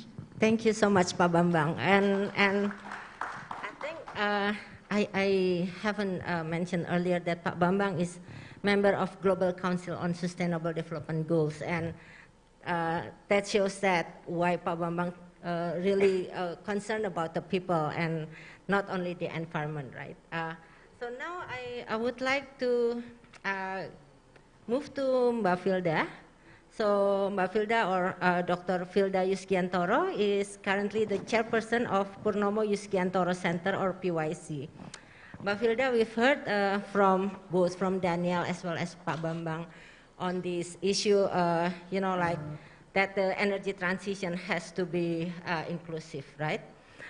So from your point of view, Mbak, to what extent the current Indonesian energy transition schemes or financial schemes are inclusive, and what things that we can add as well, so that we can have a more people-centered and inclusive transition. And we heard also Pak Bambang mention about this social safety net. So how, you know, like from your point of view, from your organization, so how do you see that? So please, Mbak. Thank you. First of all, I would like to say thank you for having me in this important event. Regarding to the questions, we had a little bit of calculations, which also related to what Ibu Sri Mulyani has also given us. So actually, from the realization of renewable energy from 2020 to 2025, that the funding for the renewable energy is around 106 billion USD. But in total, the energy for funding for the energy itself in total is 236, meaning that half of it is for the renewable energy, which is quite a good news for Indonesia itself for allocating half of the total renewable energy total funding for energy to renewable energy. So if we talk about like energy transition, we cannot avoid like to consider the social, economic, and environmental aspects, as also mentioned by the ministers today, that there are green bonds and then green sukuk. The green sukuk is very good because it's Islamic financing supporting real economic activities, but prohibiting activities which are destructive to society, which is real good. And green sukuk itself, actually, Indonesia contributes 60% of the total global green sukuk. So there's a really good opportunities for Indonesia to tap on this green sukuk. Then comes to the allocation as well. If we have this green sukuk, then after that, where do we allocate this funding? So based on the Ministry of Finance from 2018 until 2020, that the allocated funds is mostly to sustainable transportation, 41%, and then to resilience, resilience climate change to highly vulnerable areas related to water majorly for 36%, but for renewable energy it's only 5%.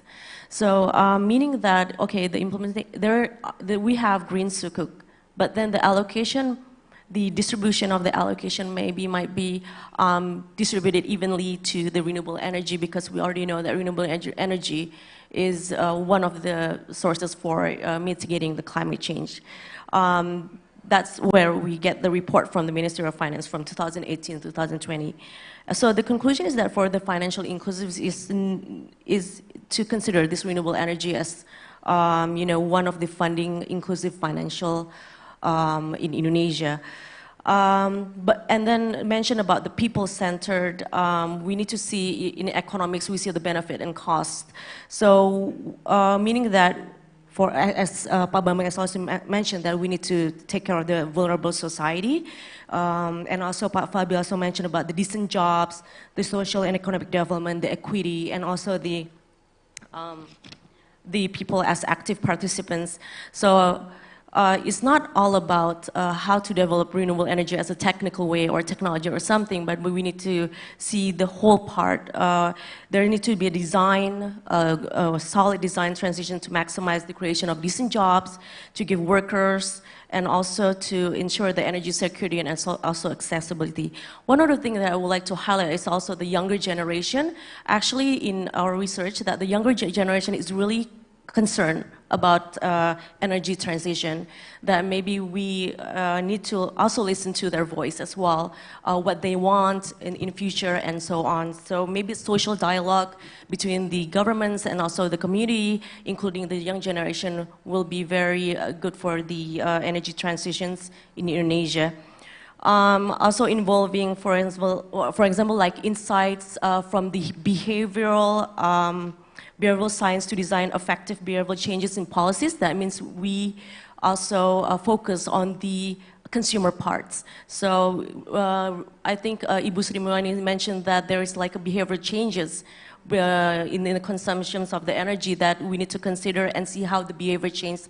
Last month, I had a discussion with the Climate Risk Center in Australia. There's lots of research going on with the consumer side that maybe Indonesia's government can really, have an exchange knowledge about how to look from the consumer sides rather than from the producer sides. So in Monash University, they have lots of research going on there that we could also, have a exchange knowledge about that. And then one of the research in Purnomo Yusgantara Center that I would like to share is in one of the innovative financial scheme is crowdfunding. So we have this research that actually the potential of crowdfunding in Indonesia for renewable energy is 16.6 billion USD. which consists of 15% of the total funding for renewable energy. And because Indonesia is the 4th largest population, and we have like the gotong royong principle, the rise of middle class, I think one of the innovative financing scheme is the crowdfunding, which is really a potential for the future. We have actually the law for crowdfunding, but for crowdfunding for renewable energy is not there yet. But given to our research, the result of research is like huge opportunities. It's like 15%. And we see that the target participants for participating in this renewable energy from crowdfunding is male above 44 years, and they want a return on investment 6 until 10%. The payback period 6 months to 2 years, but they want this crowdfunding for the funds to integrate with the health and education. So it's not about renewable energy, and they want the allocation to the area of rural areas. But again, from our research saying that, you know, we need to tap the younger generation. It's not only for this target participant, which is male above 44 years above. So that's just one of the things that I would like to share from our research. And for the safety net, I think this is the last one. Regarding to just additional from Pak Bambang has already mentioned that there are 3 things that need to be considered. The first one is the impact immediately from the coal facilities closure. That will be a huge impact because there will be losses of well-paying job, losses of local revenue, and a lack of adequate knowledge about coal closure. So maybe Pak Bambang also mentioned about how to mitigate, but it's again about the timeline and how to you know, to give this timeline, a disciplined timeline to mitigate more, to you know, reduce the destructive impact from this closure. So there should be studies, reporting, research, and so on, and also the reclamation of, you know, the stranded assets. How to repurpose, how do we repurpose the assets that will be stranded? And I know that one of the coal companies is actually doing lots of efforts actually to renewable energies, but it's just that, you know, they're starting, but sometimes it's quite hard to implement nowadays, but we appreciate their effort actually starting now. And the last one is the reinvestment. There are difficulties attracting new sources of economic activities, but that is when the inclusive, innovative financing mechanism should be introduced. So I think that's my answer to Keith. Thank you. Thank you so much, Mbak Filda. And I think it's interesting because I remember a couple of days ago, I had another conversation also about climate financing, and we were also thinking of this crowdfunding, right? Because I think with the current trend of, as you said, the younger generation, they like to be part of all this green effort. So I think this is something that worth to explore as well. So thank you again, Mbak Filda. And now I would like to move to, all right, here, Ude Tanshu. So Mbak Filda already mentioned about what happened with the coal, right? So from your experience, you know, when we are talking about energy transition, financing, and so on, one of the how do you call it, elements will be from the coal side. So how do you see the progress so far, especially in the global south, on this energy transition financing, but also if you can also bring it to the coal sector, how the impact and also how we can have like a more inclusive energy transition financing. So Ude, please. Thank you. First of all, thank you for inviting me to participate in this panel discussion and to share my thoughts, our organization's thoughts with you. For people who do not know, RMI works in decarbonization of energy systems through rapid market-based efforts working with businesses, working with governments, working with policymakers to try and bring change to the most critical geographies to align with the 1.5 degrees. And we try and support communities and unlock customer benefits through positive solutions, involving finance and new cost improvements. So in terms of the question that you've asked, what we are observing across the global south when we start talking about energy transition, especially when we start looking at the coal to clean transition aspect, is we are very good at starting to value the investment, the infrastructure, the mobilization of assets. How do you start bringing in more capital? We are all very tuned into that conversation. The conversation about creating the right space, the resources, and the support for the people is only starting to be considered. It has a lot to catch up on. And the just transition concept per se has gained more traction in the global north at this point of time, where we have examples like the European Union's just transition mechanism. We have certain examples that we can tap in from the United States, which was highlighted by Daniel, and RMI itself has done some work on that. But when we are looking at the global south, we are just starting to look at what just transition could look like, what the definition would be, what would be covered under just transition, how do you fund it, and how do you go about structuring it. Daniel and some of our esteemed panels have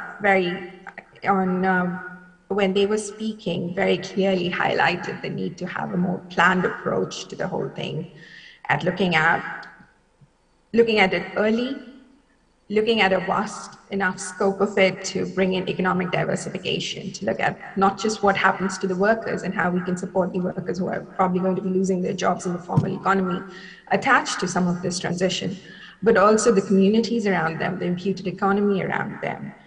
And there are great opportunities that will be coming in on jobs in terms of value creation from the addition of renewables, from the green economy, from clean technologies. But we also need to be very mindful as we start bringing all of this together and where the most impact is happening. As a number of times the macro scale numbers look very good, but does it add in terms of micro, both in terms of geography as well as in time? So a more intentional approach needs to be had around how we are factoring in just transition. But before we go into any of this, I think one of the very important things that we need to consider, especially as we start the coal to clean transition conversation, as we start putting numbers around what would it take to close a coal plant or to replace a coal plant with clean technology, clean asset, clean generation capacity, is the piece of the puzzle there that will take care of just transition. How much of the just transition gets covered through the costs of such a transaction, and how much is left behind? So we need to create the capacity to cover some of that as well, in terms of reskilling the workers, in terms of creating the right economic diversification within the community so that they can support both the broader community as well as the workers who cannot just be taken from one job and put into the other. And so when we are looking at our costing, our modeling, our techno-economic analysis of a number of the coal to clean transition assets, we need to start factoring in how much of these costs we cover through the funds that are being considered, the funding that would be raised to close certain coal plants, or the funds that would be raised to replace these coal plants with renewable assets. And so those are some of the key elements that we are looking at from a very coal transition perspective.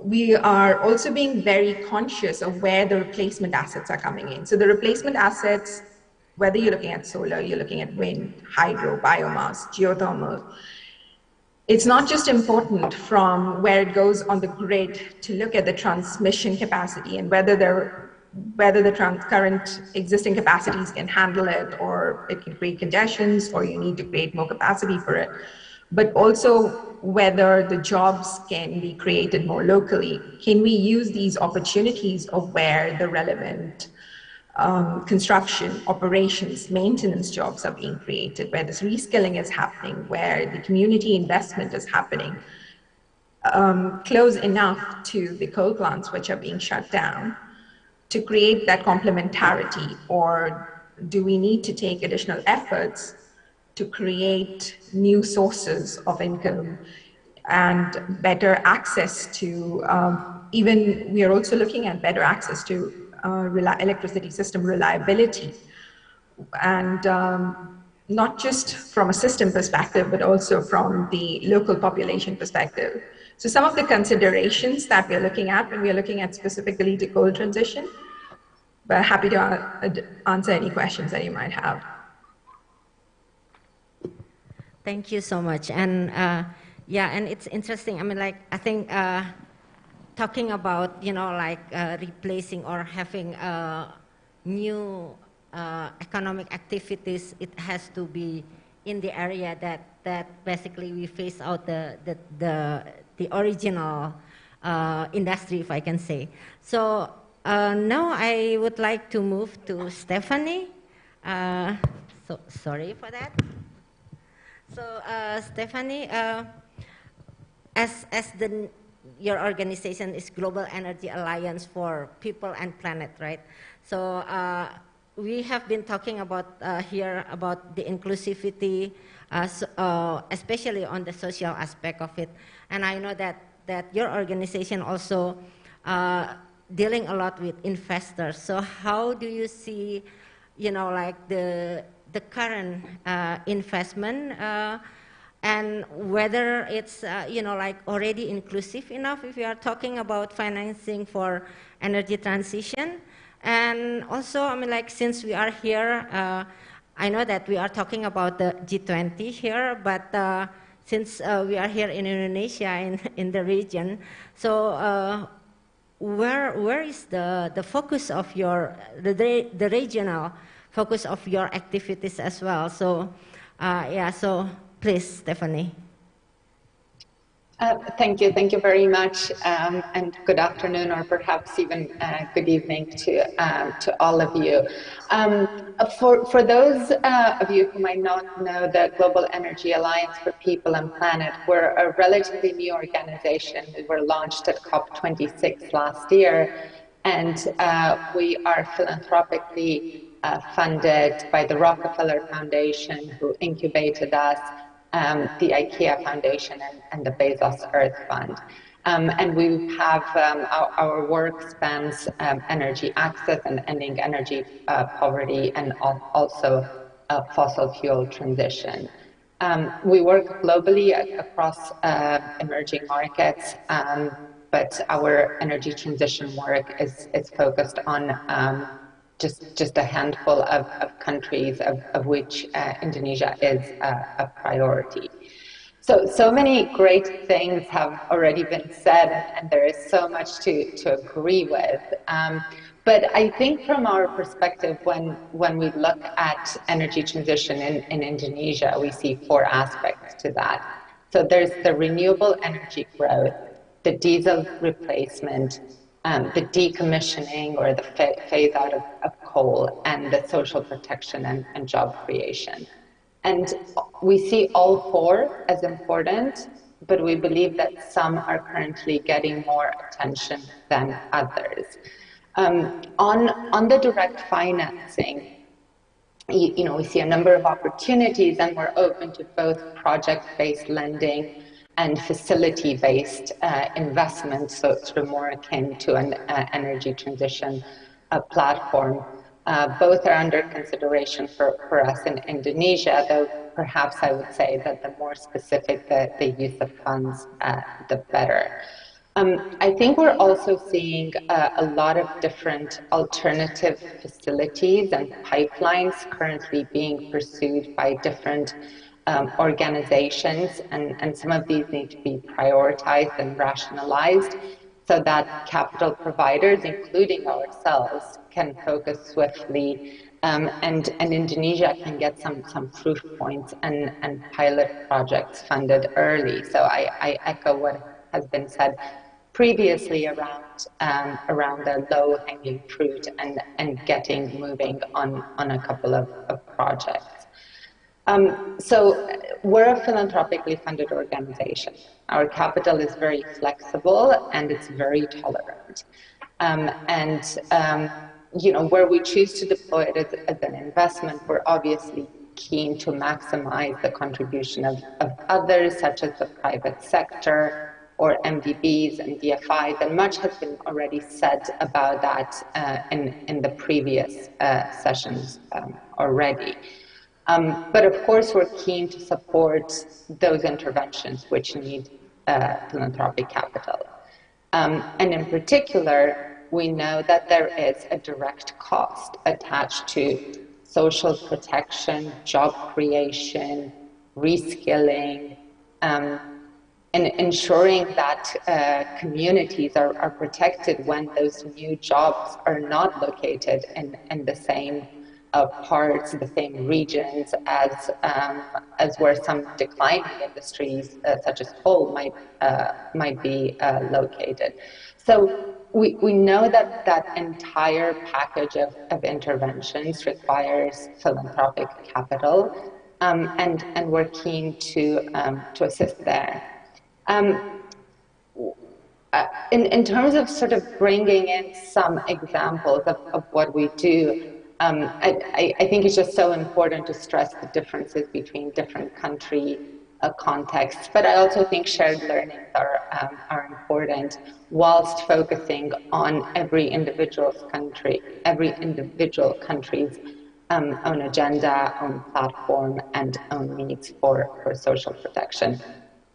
So perhaps if I may just give you a sense of the types of interventions that we support in some other countries, with one particular coal retirement project, we are funding a renewable energy training center on the site that will equip the surrounding communities with technical skills to drive a build-out of renewables on the particular site and in the region. At a sort of higher level, not a site-specific level, we're looking at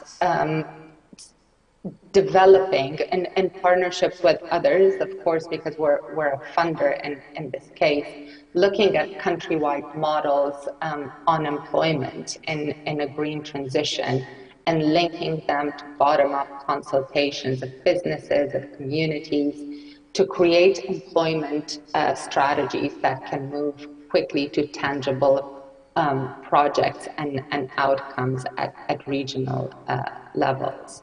And I also want, as we have the dual track of energy transition and energy access, you know, I wholeheartedly agree with what has been said earlier around energy access and in ensuring that we do not lose sight of those objectives and that agenda. So in some countries, you know, even when the grid connection exists, many households and many communities still suffer from severe energy poverty. So we're looking at pioneering distributed renewable energy solutions as an equitable approach to help lessen the burden on those low-income communities.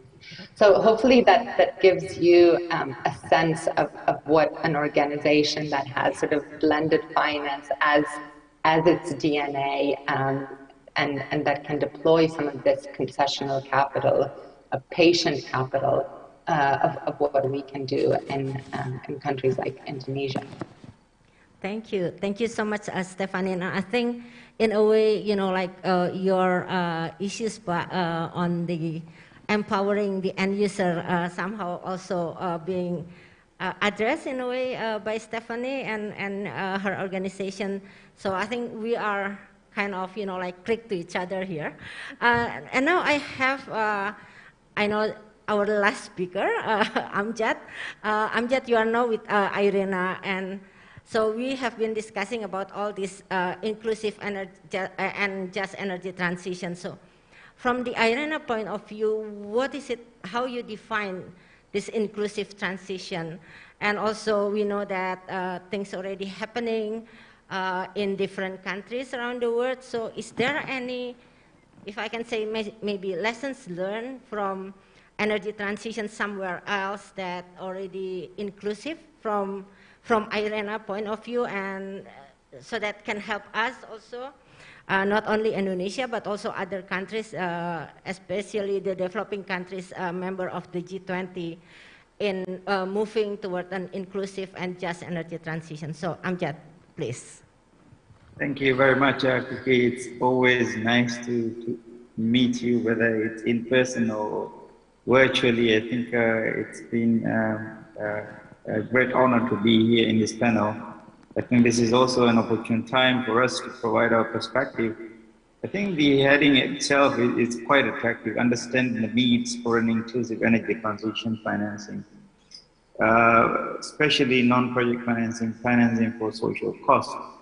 The question that you just asked, inclusive, and we often use this phrase, but again, it's impossible to leave anyone behind. We have the policy of no one is left behind. So it's inclusive whatever we do. Just to provide the context, of course, I hope you do all know what IRENA stands for, International Renewable Energy Agency. What we do, usually we promote all forms of renewable requirement across the globe.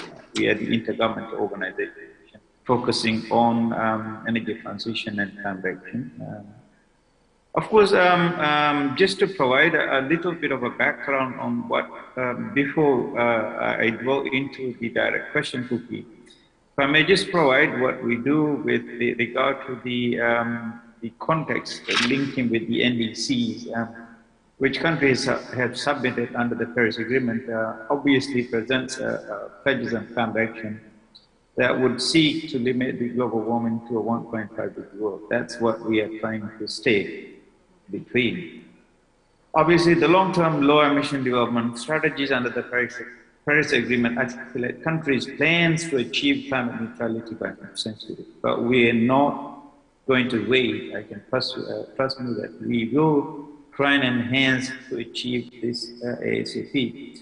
Achieving the 2050 climate target depends on, obviously, on sufficient actions by near term, not even 2030. With the coming 8 years is obviously utmost critical for us to revamp up the energy transition, accelerating the use of renewable-based energy transition. If you look at the NDCs which have submitted thus far, every single country has included the portion of the renewable-based energy transition or renewable-based adaptation nexus. That's also very critical, where IRENA also works with countries on food, water, energy, health nexus. Any near-term shortfall in action will further reduce the chance of staying part of 1.5 degree climate goal. Despite good progress in some areas, there are large gaps between the current deployment of energy transition technologies. And obviously, the levels needed to achieve the 1.5 target. If you look at the world would need, obviously, to move to net zero emissions, it will require a nearly 37 gigatons of annual emissions to reduce. Global energy consumption would need to decrease by 11% from 2019 levels. Though ambitious energy efficiency improvements with simultaneous increase in the shares of renewable in the global energy mix to 79% by 2050, from 19% in 2019, according to our analysis. Obviously, renewables would have to increase across all end-use sectors, but high rates of electrification in sectors such as transport, building would require a tenfold increase. It's quite significant in renewable electricity capacity by 2050. Again, a 1.5-degree compatible pathway will bring long-term energy security and energy independence. It's very critical. Energy prices, the stability of the prices, the livelihood of people, security, the energy efficiency and renewables combined can make countries less dependent on energy imports, diversify supply options, and help decouple economies from volatile international fossil fuel price fluctuations. According to IRENA's flagship application that was released this year, World Energy Transition Outlook estimates that 1.5-degree compatible climate pathway would require investments of 5.7 trillion per year until 2030. That's a scale that we are talking about. Investment decisions are long-lived, and the risks of stranded assets, I've heard about a lot that a lot of esteemed panelists have talked about. This is the time that you need to move from high CO2 emitting end-use sectors to a more renewable world. IRENA estimates that about 0.7 trillion in annual investments in fossil fuels should be redirected towards energy transition technologies in climate action. Investing in new fossil fuel infrastructure will only lock in uneconomic practices, stranded assets, perpetuate existing risks, and increase the threat of climate change. And I think we are all experiencing the unusual climatic conditions across the globe, name it, in Europe, in parts of Africa, Asia, small islands, Africa, LEs. Measures to eliminate market distortions coupled with incentives for energy transition solutions will facilitate the necessary changes in funding structures. I think it's also high time that the financial institutions needs to rethink the business as usual model to come to the climate conditions. The climate is changing. The financial institutions need to rethink about their thinking, that they cannot move on business as usual models, that they need to adapt to the increasing climatic condition to attract the investments. What I'm trying to say is that the financial institutions need to change their gears to blend their investments to the changing climate. The climate is changing. Financial architecture has to change to fit into their context. Most of the additional capitals is expected to come from private sector, but public financing will also have to double in order to catalyze private finance and create an enabling environment for speedy transition and optimal socio-economic outcomes. Public funds need to ensure that the energy transition offers fast enough to meet climate goals that has the best possible socio-economic outcomes. A comprehensive set of cross-cutting structural policies covering all technologies, all technological avenues and just transition objective is essential to achieve the necessary deployment of renewables by 2030. Obviously, we repeatedly said that increased ambition in their NDCs or climate pledges under the Glasgow Climate Pact must provide certainty and guide investment strategies in line with the 1.5-degree pathway.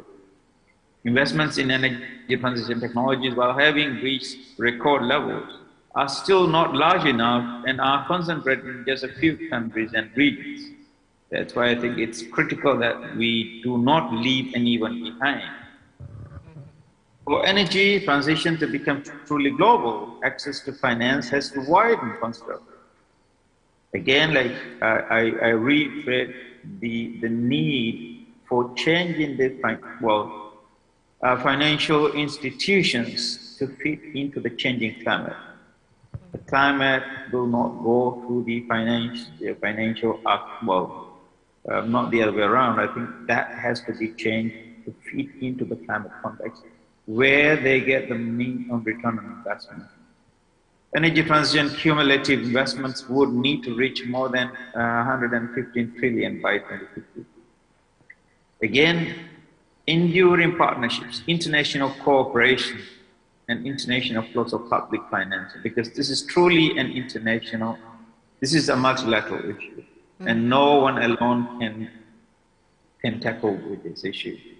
That's why international cooperation and international flow of public financing will become more critical than ever to meet the climate goals. Just to give an example, in 2019, international public financial flows to developing countries in support of renewables only amounted less than 11 billion. This is far from what is required, which is equivalent to less than 3.5% of global investments in renewables. One of the top funding countries include China, France, Germany, and the United States, together with European Union institutions, multilateral development banks, and the climate funds such as GCF, climate investment funds. The majority of this funding went to Sub-Saharan Africa, about 37%, it's about $4 billion US. Central and Southern Asia, 19%, 2.1 billion, West Asia, North Africa, 1.8 billion, Latin America and the Caribbean, 40%. So Oceania region attracted only the smallest amount of investments, 132 million. And if you look at the report of the Standing Committee on Finance, only 2% less than 2% went to the small islands. Again, the critical nature of no one is left behind. The world's largest energy consumer and the carbon emitters from G20, again, when we are, I think this is the time we are talking about at the forums in G20 and obviously G7, again, emphasize the strong leadership they need to show and implement ambitious plans and investments, domestically and globally, across the globe. They would need to support the global supply of 65% renewables in power generations by 2030. Climate finance, knowledge transfer, and assistance in world capacity building would have to increase for an inclusive and equal world. I thank you very much, Kuki. Happy to respond any further questions. Thank you. Thanks, Amjad. And I think we got a lot from you as well. And there are, some questions earlier where the money are and all those things. So we got some information from you, but unfortunately, it's already like 6:35 here in Jakarta, PM. So I think we have to conclude our session. Thanks again for all the panelists, Pak Bambang, Mbak Filda, and everyone that joined us online. So with this, I would like to conclude the last panel, and thank you so much. And I would like to invite everyone to send a big applause to all our panelists this evening. So thank you, and please, also photo session. So don't go away first.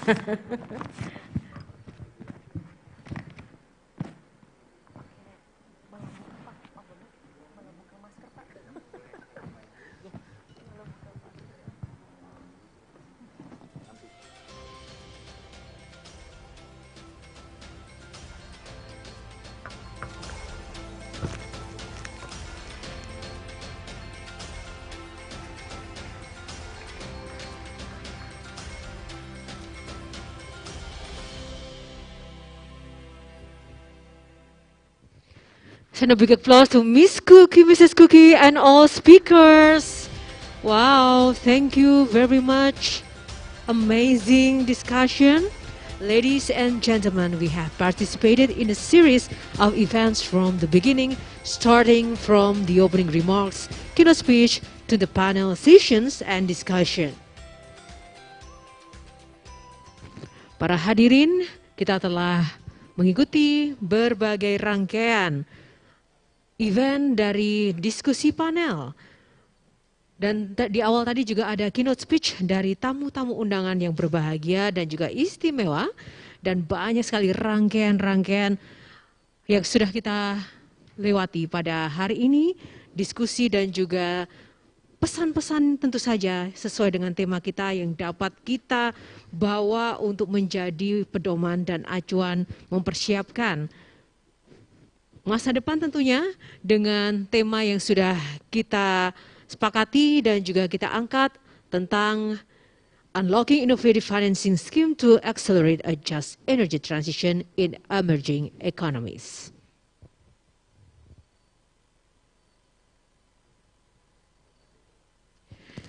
And ladies and gentlemen, to give the closing remarks for our event today, please welcome Lead Co-Chair G20 Indonesia, Professor Bambang PS Brojonegoro. Big applause for the Mr. Brojonegoro.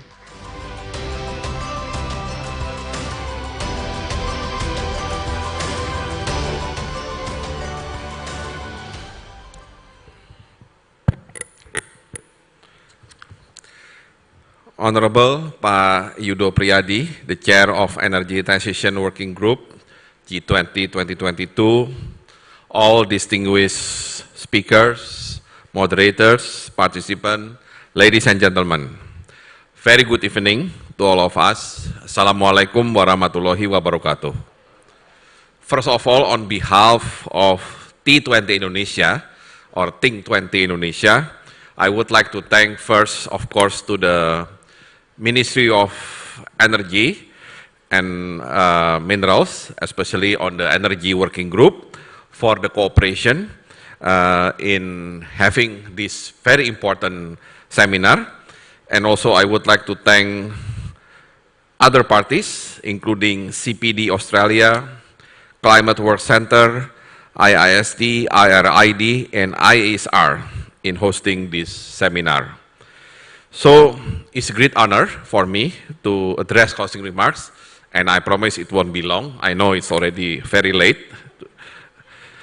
But I also would like to thank some prominent speakers, especially Excellency Vice President of Republic Indonesia, Bapak Kiai Ma'ruf Amin, and Excellency Minister of Energy and Mineral Resources, Pak Arifin Tasrif, Minister of Finance Republik Indonesia, Ibu Sri Mulyani, Bapak Mahendra Siregar, Chairman of Board Commissioner of Indonesian Financial Service Authority, or OJK, as well as Mr. Owen Jenkins, the British Ambassador to Indonesia, as well as Miss Penny Williams, Australian Ambassador to Indonesia. We know that we are in the middle of the recovery period from COVID-19 pandemic. So even though the economy is on pathway to recover, demonstrated by relatively strong economic growth in some parts of the world, but the pandemic itself is not over yet. We are witnessing many new cases occurring even in the Asia-Pacific area. But then, the pandemic made the energy commodity prices plummet during its early period, of course caused by the disruption in the supply side, followed by a period of recovery and subsequent surge, reflecting a rebound in energy demand. In the middle of COVID-19 pandemic that disrupt the global supply chain, we further face heightened geopolitical uncertainty that severely escalates energy prices and basically a setback for our recovery efforts. Prices for oil, coal, and gas skyrocketed in the aftermath of Russia's invasion of Ukraine. Oil, coal, and gas prices increased by roughly 40% for oil, 130% for coal, and 180% of gas in the first 2 weeks following the invasion. For natural gas itself, it's a main source of fertilizer production. Relatively high natural gas prices will put additional pressure on agriculture commodity prices through the fertilizer that have also escalated since the pandemic started. Before we are even free from this crisis, a bigger challenge is already waiting: climate change. In 2020, based on the Global Carbon Project, the Asia Pacific contributed 21 billion tons of CO2 equivalent, equivalent to 60% of global CO2 emission.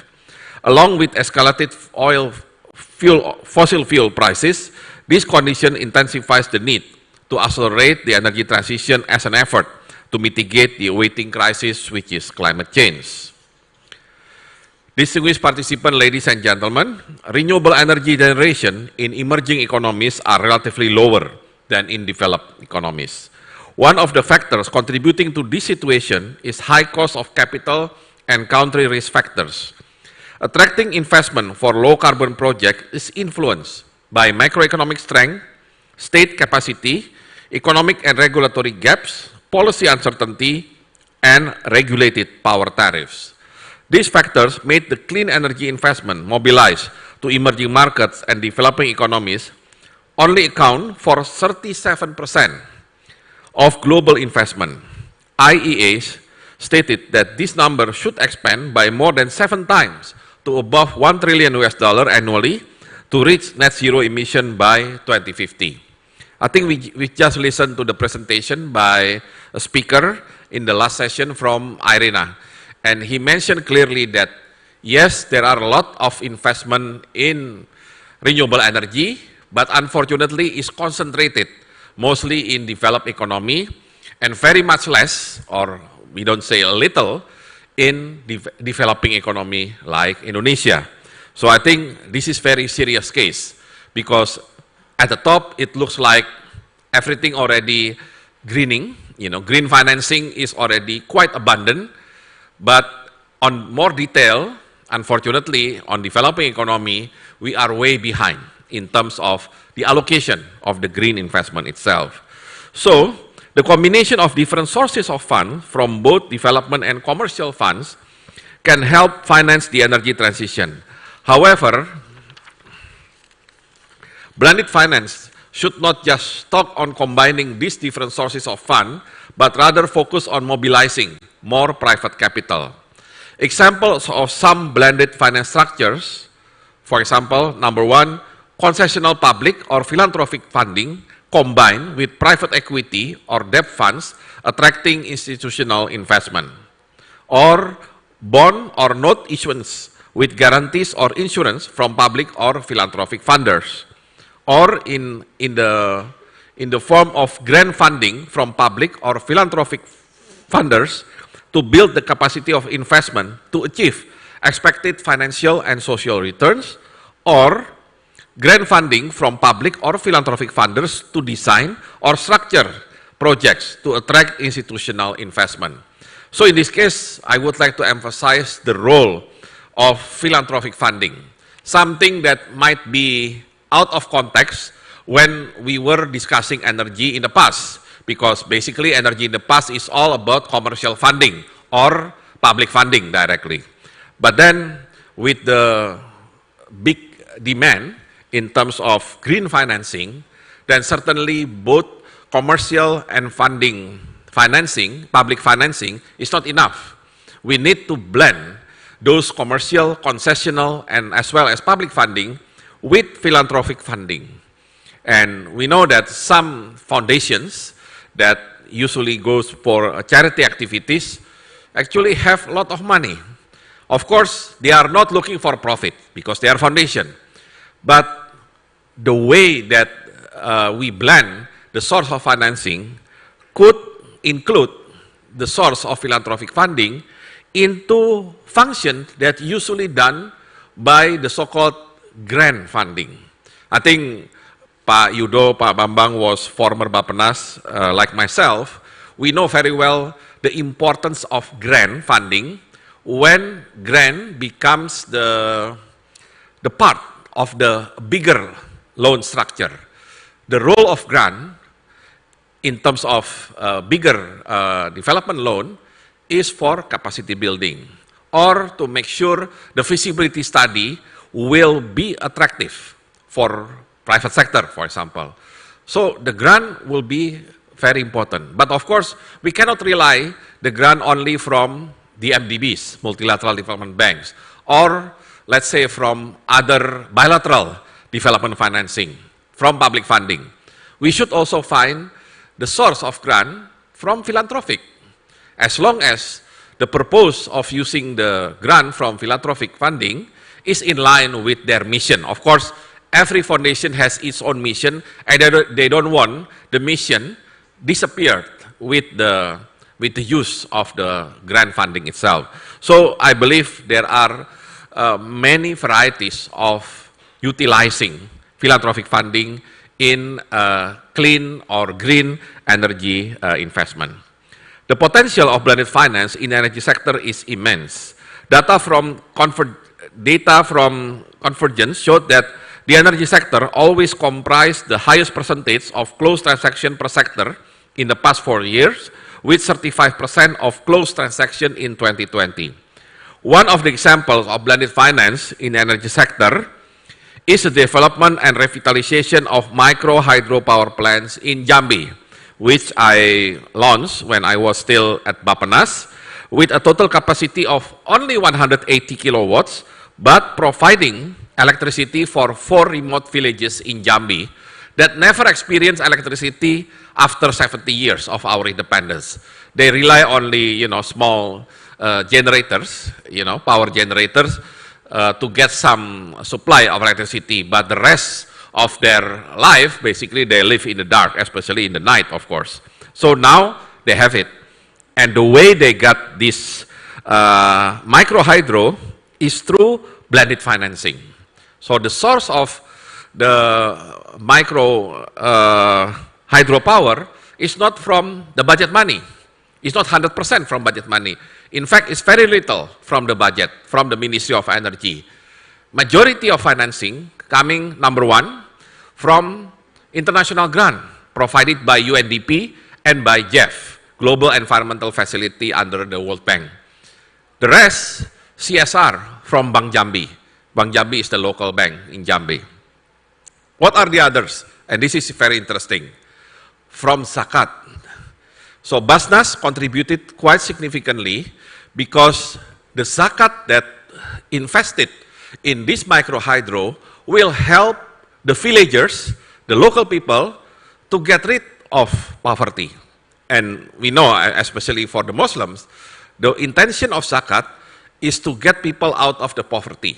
And that's basically the idea of supporting micro hydropower plant. Yes, it is indirect. I mean, you don't give the money and suddenly people will be out of poverty, but at least you provide a very basic, very important infrastructure for people to get rid of poverty. And it fulfills the role of zakat. So basically, this can be considered at that time what we call is religious social finance or Islamic social finance because it's zakat. But it could also apply for other religions that I know also have some kind of zakat, collected from your monthly or annual income. So with that, finally, 4,400 people living in those 4 remote villages can enjoy electricity. I remember I myself, of course, is symbolic, turned on the bulb in one of the houses in that village. And, it's a magic. At least now, the elementary, or basically the students in that area, mostly elementary school students, can now study in the evening. What happened before? What happened before? They didn't learn anything. They didn't study because it's too dark. It's hard to get electricity. So you can imagine if you don't study harder, then of course you can expect your achievement performance in school will not be as good compared if you study more. So this is a very simple example on how blended finance can make something realized without depending too much on the public money. And of course, the project itself is a good example of how state budget and non-state financial support could work together to meet the needs of poor in the village. The blended finance scheme in this project has enabled zakat and CSR financing to procure and construct micro hydropower plant UNDP and central government function as facilitator is to prepare projects and build partnership. Distinguished participants, ladies and gentlemen, as attempts to decarbonize the global economy intensify, the demand for carbon pricing instrument may continue to climb.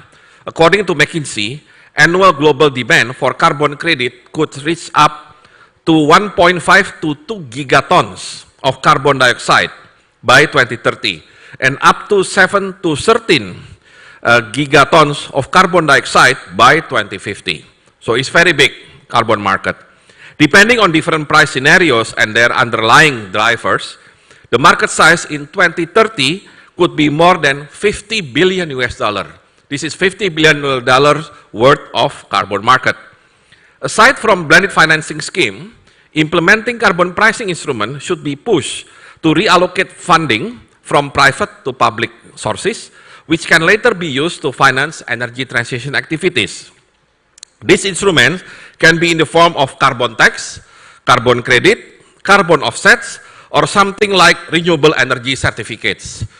I would like to give the note to the last one because I'm not a fan of certificate. You know, if we are looking for decarbonization, we need to do it in real case, not on the paper, you know, not on the nice certificate, but we have to do it on the clear way. So hopefully, Ministry of Energy can push some, either PLN or whoever providing electricity to really come up with the real renewable energy, new and renewable energy that really support decarbonization. And don't accept easily if someone come to you and say, yes, I have solution. What are solution? Papers, certificates, saying that we are decarbonizing by certain tons. I believe that should be, of course, that could be accepted, but it has to be very limited. And we should prioritize, again, the real decarbonization, not paper decarbonization. Okay? And then also, we need to prepare the market infrastructure, and this is much more important, for this immense potential of carbon market in emerging economies, especially in the Asia-Pacific region, to increase the coverage of sectors and the revenue obtained. Lastly, the government should also define activities that fall within the energy transition, so private investors can direct their funds more effectively and prevent greenwashing. This year, Aigcc led the development of Indonesia Green Taxonomy Edition 1.0 that can act as a guideline for financial services sector in developing a portfolio of financial product or services. Hopefully, this taxonomy can stimulate more credit and investment flows into the green sector, including energy transition. I would like to close this insightful and fruitful seminar and again appreciate all speakers, moderators, participants, and more importantly, organizing committee for making this event possible. One event may seem small, but hopefully it could contribute to accelerate energy transition in our economy. Thank you very much. Wassalamualaikum warahmatullahi wabarakatuh. Waalaikumsalam warahmatullahi wabarakatuh. Thank you so much, Mr. Bambang Brojonegoro.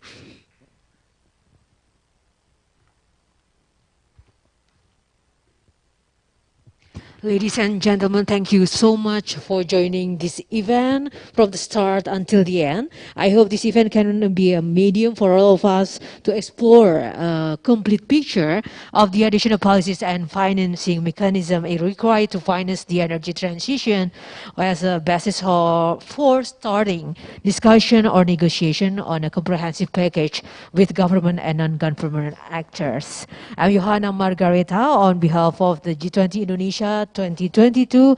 I wish you all a very good evening. Thank you and see you again. Bye-bye.